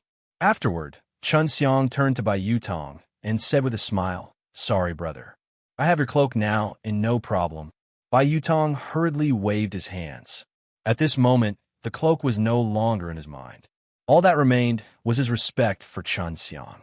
In Bai Yutong's opinion, although Chuanjin was strong, aside from that monster, Wang Yu, the others were only average experts. Even if they were stronger than the Scarlet Flame Battle Team's members, there was still a limit. But after seeing it today, Bai Yutong's view of the world had been completely overturned. Damn it, Soaring Spring, a warlock profession that didn't seem to have any combat power, had the strength to annihilate an entire team of elite players. The other combat professions must be flying in the sky. However, when Chun Xiang thought about it, he found it reasonable. The fact that Chun Xiang was able to escape unscathed despite being ambushed showed that he was far stronger than the average player. Hence, it was logical that he could defeat a team of players while ambushing them. At this moment, Second Stage Hall was the most oppressed. They had been inexplicably annihilated by Wang Yu, and they had yet to recover from their shock. Now that they had been attacked by Chun Xiang as soon as they stepped out of the door, they were absolutely in a foul mood. Forget it, boss. Our strength might not be enough. Let's not think about this cloak. Second Hall subordinates were also beaten to the point of questioning their own lives. They were supposed to be the overlords of their own cities, yet they had been annihilated twice in a row on their first business trip. Anyone would have to question their own strength. The more Second Stage Hall thought about it, the more aggrieved they became. They definitely couldn't defeat them. Putting aside the Grandmaster of Combat's strange behavior, even their warlock class could take on 10 of them at once. Wouldn't it be a disgrace if they continued to stay? At this thought, Second Stage Hall didn't waste any more time and immediately left the group. Huh? Why did Second Brother leave? Seeing Second Stage Hall's sudden departure, the people in the group could not help but be stunned. Then they started discussing. April Jade said coldly, "Humph. This trash must be scared. I told you long ago that these people can't be relied on. We should work alone." Cough, cough. Although Second Stage Hall had left, the teams of other guilds were still there. When they heard April Jade's words, they couldn't help but cough. Covering Sunglow said helplessly, "There's nothing we can do. We're separated by a main city. Can they even bring their main forces over? It's not like you didn't see how cunning Xuanzhen's people are." That's right, that's right. This is the 5th time I've refreshed the coordinates, and I still haven't found them. Someone at the side chimed in. Bullsh asterisk T. April Jade was just about to retort when he suddenly saw a figure in front of him. The person looked very burly. At this time, he was standing at the end of the street with his arms crossed. He seemed to be waiting for someone. The glowing yin-yang fish on his chest attracted April Jade's gaze. Seeing this, April Jade pointed at the Grandmaster of Combat and shouted to his subordinates, "Quick, it's Xuanzhen's people. Don't let him escape." Where? Where? When Covering Sunglow and the others heard this, they quickly turned around and looked in the direction of April Jade's finger. Sure enough, they saw a Grandmaster of Combat looking in their direction.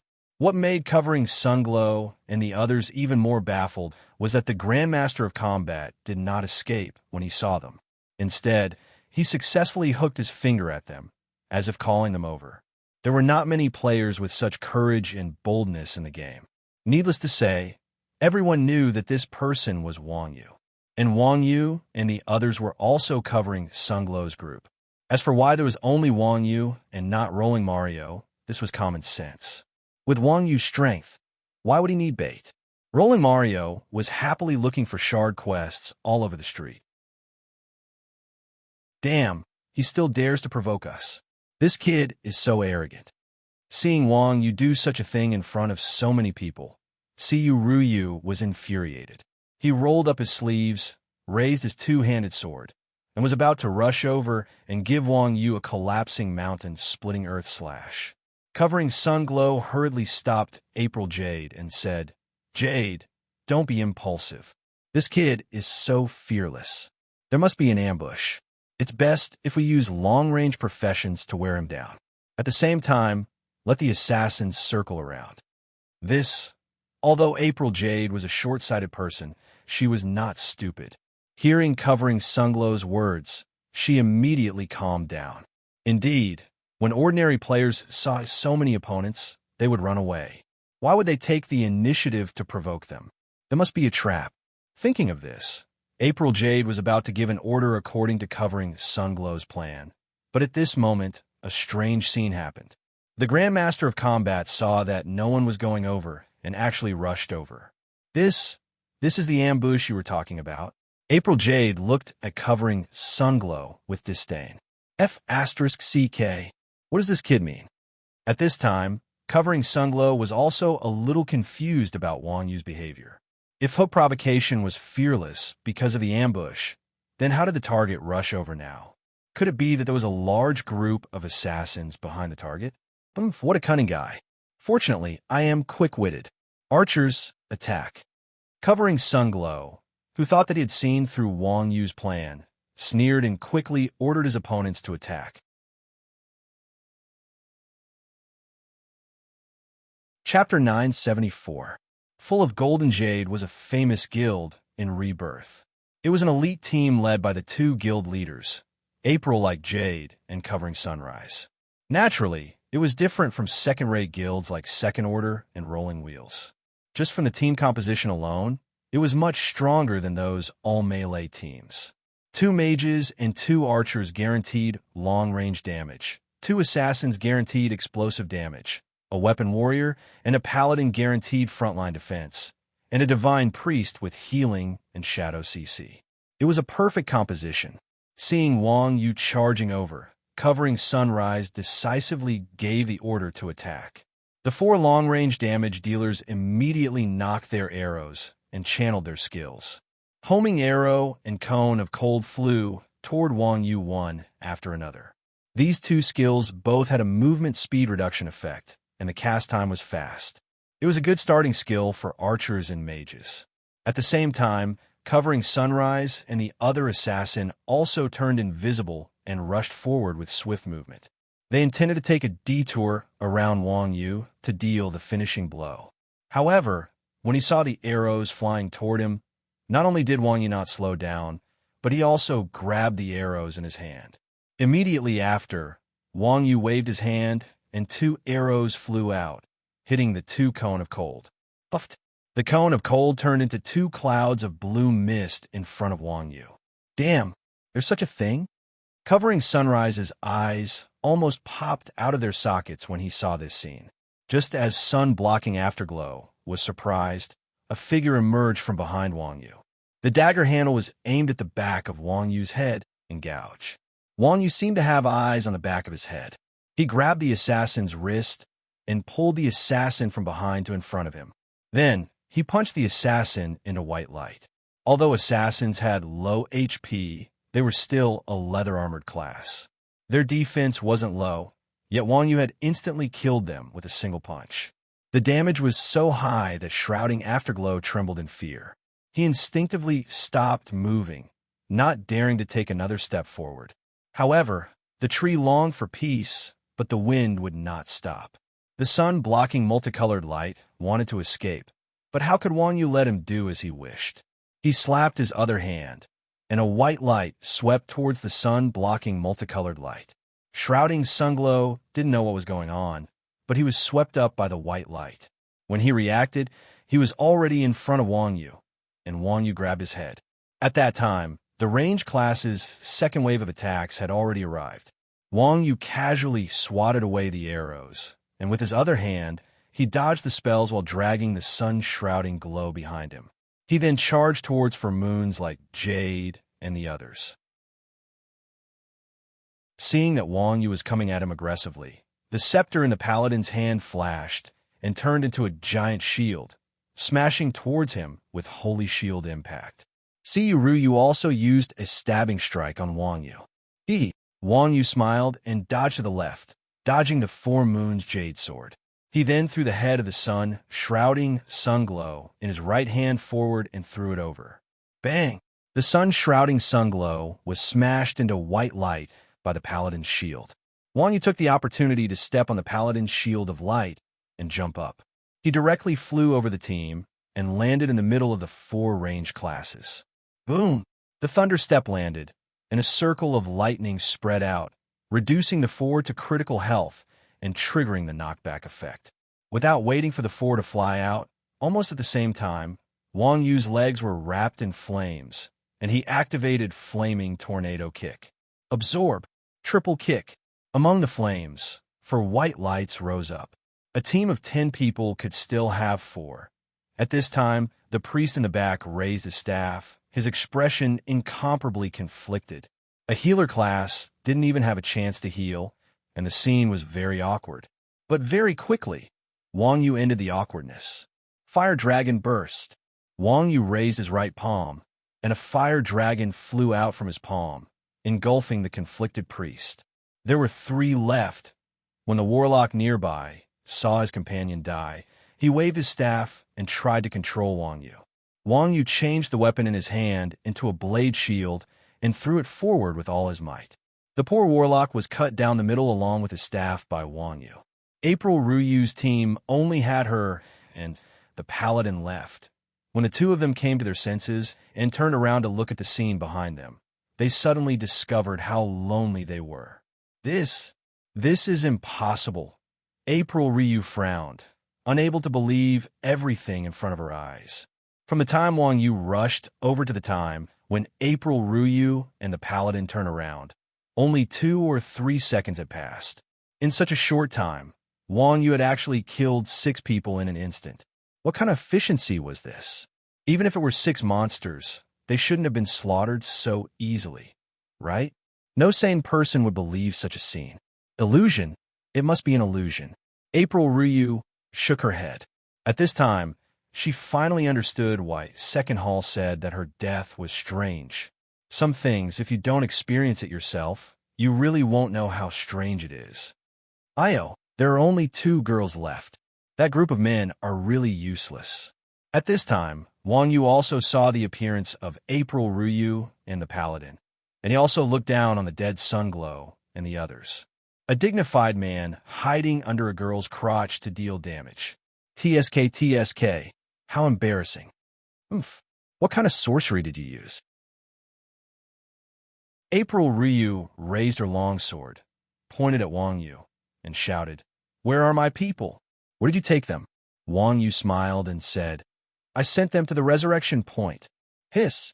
April Ryu sucked in a breath of cold air, and her expression changed greatly. Is it group teleportation? Group teleportation. April Ryu's imagination was really novel, and it made Wang Yu stunned. He thought to himself, isn't this girl an expert? Why is she more naive than me? Little did he know, April Ryu was not naive, but she could not believe that Wang Yu killed so many people so quickly. Instead of believing that everyone was killed by Wang Yu, it was better to believe that there was a strange skill like group teleportation in the game. Fortunately, Wang Yu was more honest, and April Ryu and the paladin were girls, so Wang Yu did not laugh at them. Instead, he asked directly, "Why did you attack us? Who ordered you?" April Ryu also said very straightforwardly, "No one ordered us. We attacked you just to get your strategy." "Is that so?" Wang Yu scratched his head and said, "No, Wuji said that someone ordered us, so someone must have ordered us. If you don't tell the truth, I will attack." "Humph. With just you?" April Ryu snorted coldly, and with a swing of her sword, she directly activated Whirlwind Slash. Wang Yu was standing in front of April Ryu at the moment, and the position where he stood just happened to be within the range of Whirlwind Slash. If he was hit, even if he did not die, he would lose half his HP. Chapter 975. This is impossible. Seeing their skills blocked by Wang Yu's bare hands, April like Jade and the paladin's jaws dropped to the ground. Whirlwind Slash was the oldest AoE skill that warriors could use. In the end, it wasn't just because of its high damage, but also because of its high priority. Other than ultimate skills like collapsing heaven and earth-shattering slash, no other warrior skill could compare to Whirlwind Slash. It was the warrior's first choice for max-level skills. As an expert weapon warrior, April Jade's Whirlwind Slash was naturally maxed out. She knew how strong its damage was, but such a powerful skill was actually blocked by someone with his bare hands. One could imagine what April Jade was feeling right now. Her worldview seemed to have been turned upside down. Of course, although Whirlwind Slash's priority was not weak, it was still slightly inferior to a grab skill. Moreover, Wang Yu's attributes were not any weaker than a warrior's. Being able to block Whirlwind Slash with his bare hands was theoretically possible. However, the reason why Wang Yu was able to block Whirlwind Slash was not only because of Tiger Strike's high priority, but also because he needed to find the right point to grab. It was just like how someone on TV would grab a saw blade with their bare hands. Timing and reflexes were both indispensable. If it wasn't for Wang Yu, a professional with sharp eyes and quick reflexes, an ordinary person doing this would be nothing more than throwing away their hands first, and then their lives. Are you going to tell me or not? Seeing that Siyu Ryu was stunned, Wang Yu suddenly pulled back the hand that was holding the sword, and the sword in Siyu Ryu's hand was directly snatched away by Wang Yu.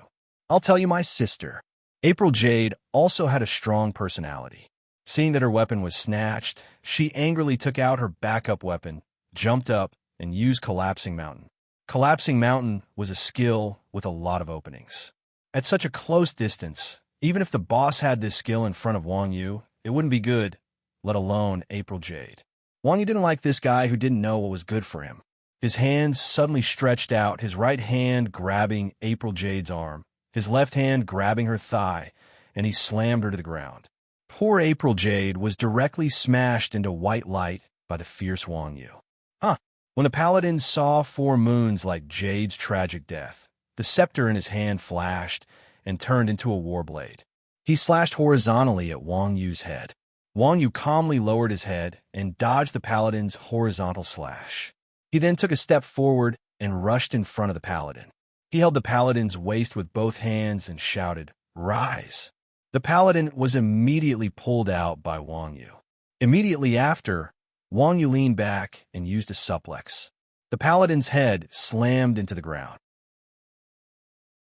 Paladins were one of the hardest tanking professions, so their skin was incredibly thick.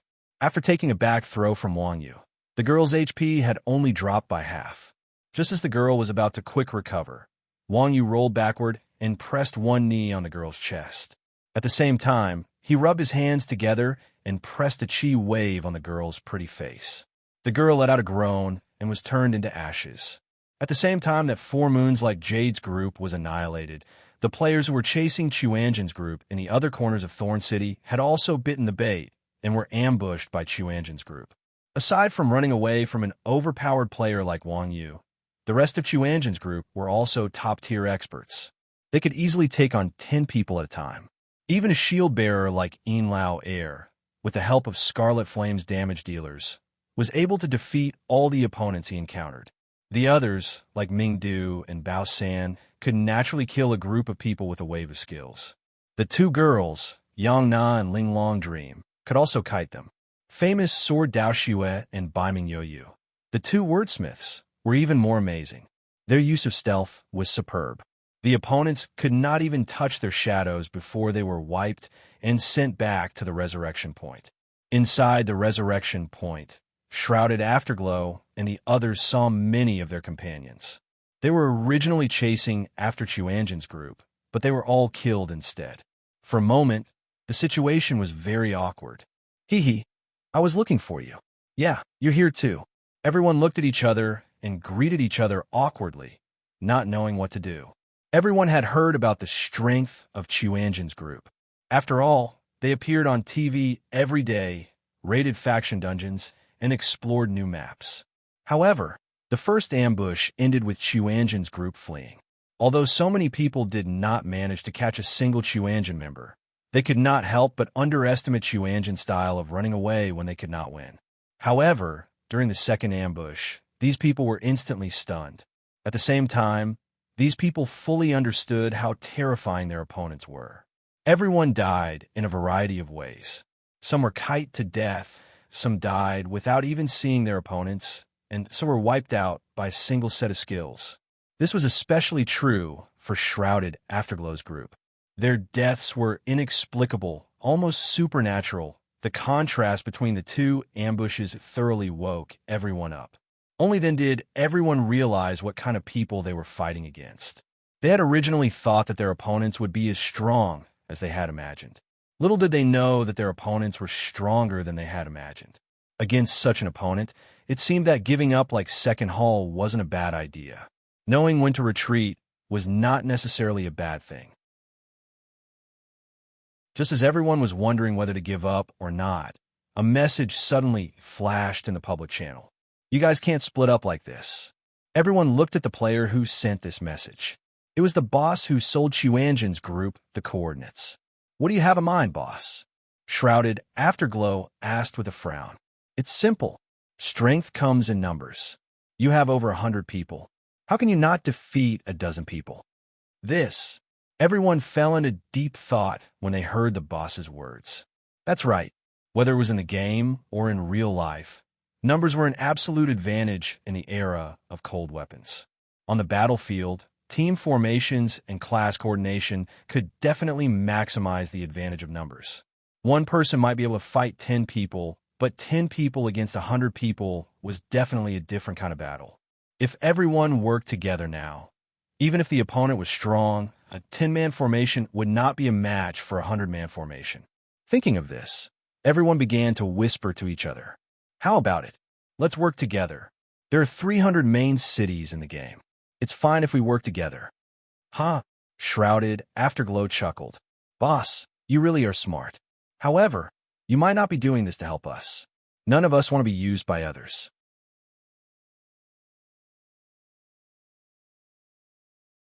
Chapter 976. Watch Chuanjin suffer. Covering Sunglow sneered. Why do I feel like we're the unlucky ones? You're not as good as them. Are you blaming me? The boss replied indifferently. Covering Sunglow was annoyed. Aren't you afraid that we'll quit now? Of course not. The boss said. Do you think anyone else here will listen to you besides your subordinates? Covering Sunglow was speechless. The boss was right. Although everyone's goal was the same, they each had their own plans. One less person meant one less bonus. No one cared about what others thought. If it wasn't for the fact that their opponent was too difficult, they wouldn't have thought of working together. Besides, there's no lack of adventurous spirit in the game. Do you think you're the only ones buying information from me? As he said this, Covering Sunglow saw hundreds of messages flashing in the temporary chat group. These were all notifications of new players joining the chat room. Covering Sunglow was dumbfounded. That's right, this information peddler didn't lack thugs. Covering Sunglow knew that only the leaders of the teams could join this chat room. If each team had 10 people, then this information peddler had thousands of people. Covering Sunglow's 10-man team was absolutely dispensable in front of thousands of people. The bosses of these guilds weren't fools. They could see that the information peddler was using someone else to do his dirty work. But even if they were used as a tool, the final benefit was real. Everyone was mutually beneficial. In that case, Covering Sunglow had nothing to say. The more people there were, the higher the chance of winning. With Covering Sunglow's intelligence, it wasn't hard to choose whether to follow this information peddler or quit. The others didn't need to be said. When it came to choosing a team, everyone was naturally biased towards the winner. After pulling all the leaders into the chat room, the information peddler sent a set of coordinates for Chuanjin and the others. He didn't choose to pay to view it. After seeing the coordinates, all the players in Thorn City quickly gathered at the resurrection point. At the same time, everyone from Chuanjin and Scarlet Flame was pulled into the same chat by Wuji. At this time, Mingdu said in the team channel, Wuji, I've already asked around. These people are all buying information on their own. There's no mastermind behind this. You're thinking too much. Hee hee. Wuji smiled faintly and said, Do you know whose information they bought? I don't know. Mingdu shook his head. Wuji said, That person sold us information, and he didn't expose his identity. Don't you think it's strange? You mean to say that the person who sold the information is the mastermind? Since Wuji's words were so direct, everyone finally understood what he meant. That's right. Moreover, that person knows us quite well. He should be our old rival, Wuji continued. Old rival? Who's that? Everyone was still at a loss. Chuanjin had committed too many sins. Even its old enemies were too many to count. It can't be that trash Duguju Qiang, right? The place one's pride said after thinking for a moment. In his rebirth, the Chuanjin sect seemed to have interacted with him and was still living peacefully as an old enemy, the world's end. Wuji coldly snorted and said, although Gundog is a despicable person, he wouldn't use such a despicable method. This was true. The Apocalypse Era was a famous big guild. If they wanted to find trouble with Chuanjin, they didn't need to use such a roundabout method. Posting a photo of his opponent on the forum, then using the excuse of selling information to kill him, there were very few people who could do such a despicable act that would rather die than suffer losses. Wang Yu thought for a moment and said in a low voice, could it be watching fish underwater? Chuanjin's old rivals. Wang Yu had seen many of them. When it came to playing tactics, Wang Yu had never seen anyone dirtier than Wuji. However, the despicable method of watching fish underwater was still fresh in Wang Yu's memory. This guy was best at sowing discord. He was definitely a shameless person who was infinitely close to Wuji. An old cow is right. Everyone listened to Wang Yu and couldn't help but nod in agreement. In terms of behavior, other than watching fish underwater, they really couldn't find a second person as despicable as him. Didn't that bastard get blocked by the people from Thunderstorm City and quit playing? Hearing that the opponent was watching fish underwater, to place one's pride was a little surprised. Chick, don't ever say that you're with us when you go out in the future. Everyone listened and started to attack to place one's pride.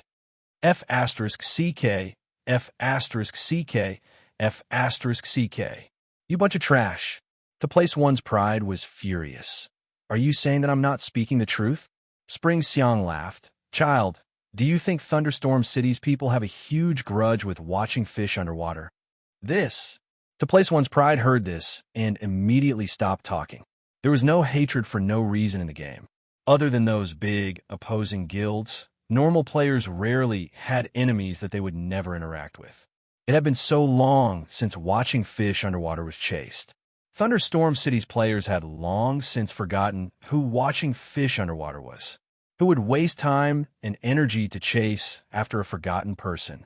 Watching fish underwater was also an extremely persistent person. He definitely wouldn't let go of any opportunity to disgust his opponent. Therefore, only this guy could use this kind of method to disgust people.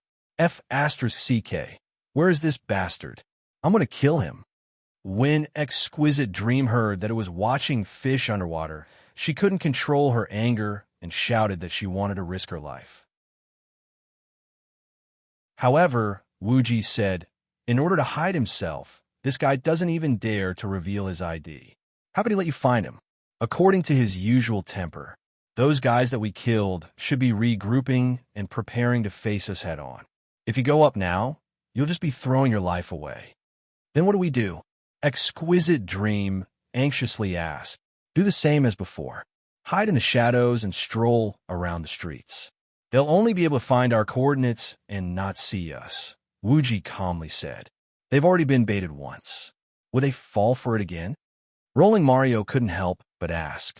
There's no hook this time, only bait. Then what are we going to do? Mario, who was rolling on the ground, did not understand Wuji. Without a hook, what was the use of dangling the bait? Wuji smiled and said, you guys go ahead and do the fragment missions. We'll first take them on a tour of Bramblethorn City. Then we'll give them a big present. Rolling Mario was getting more and more confused.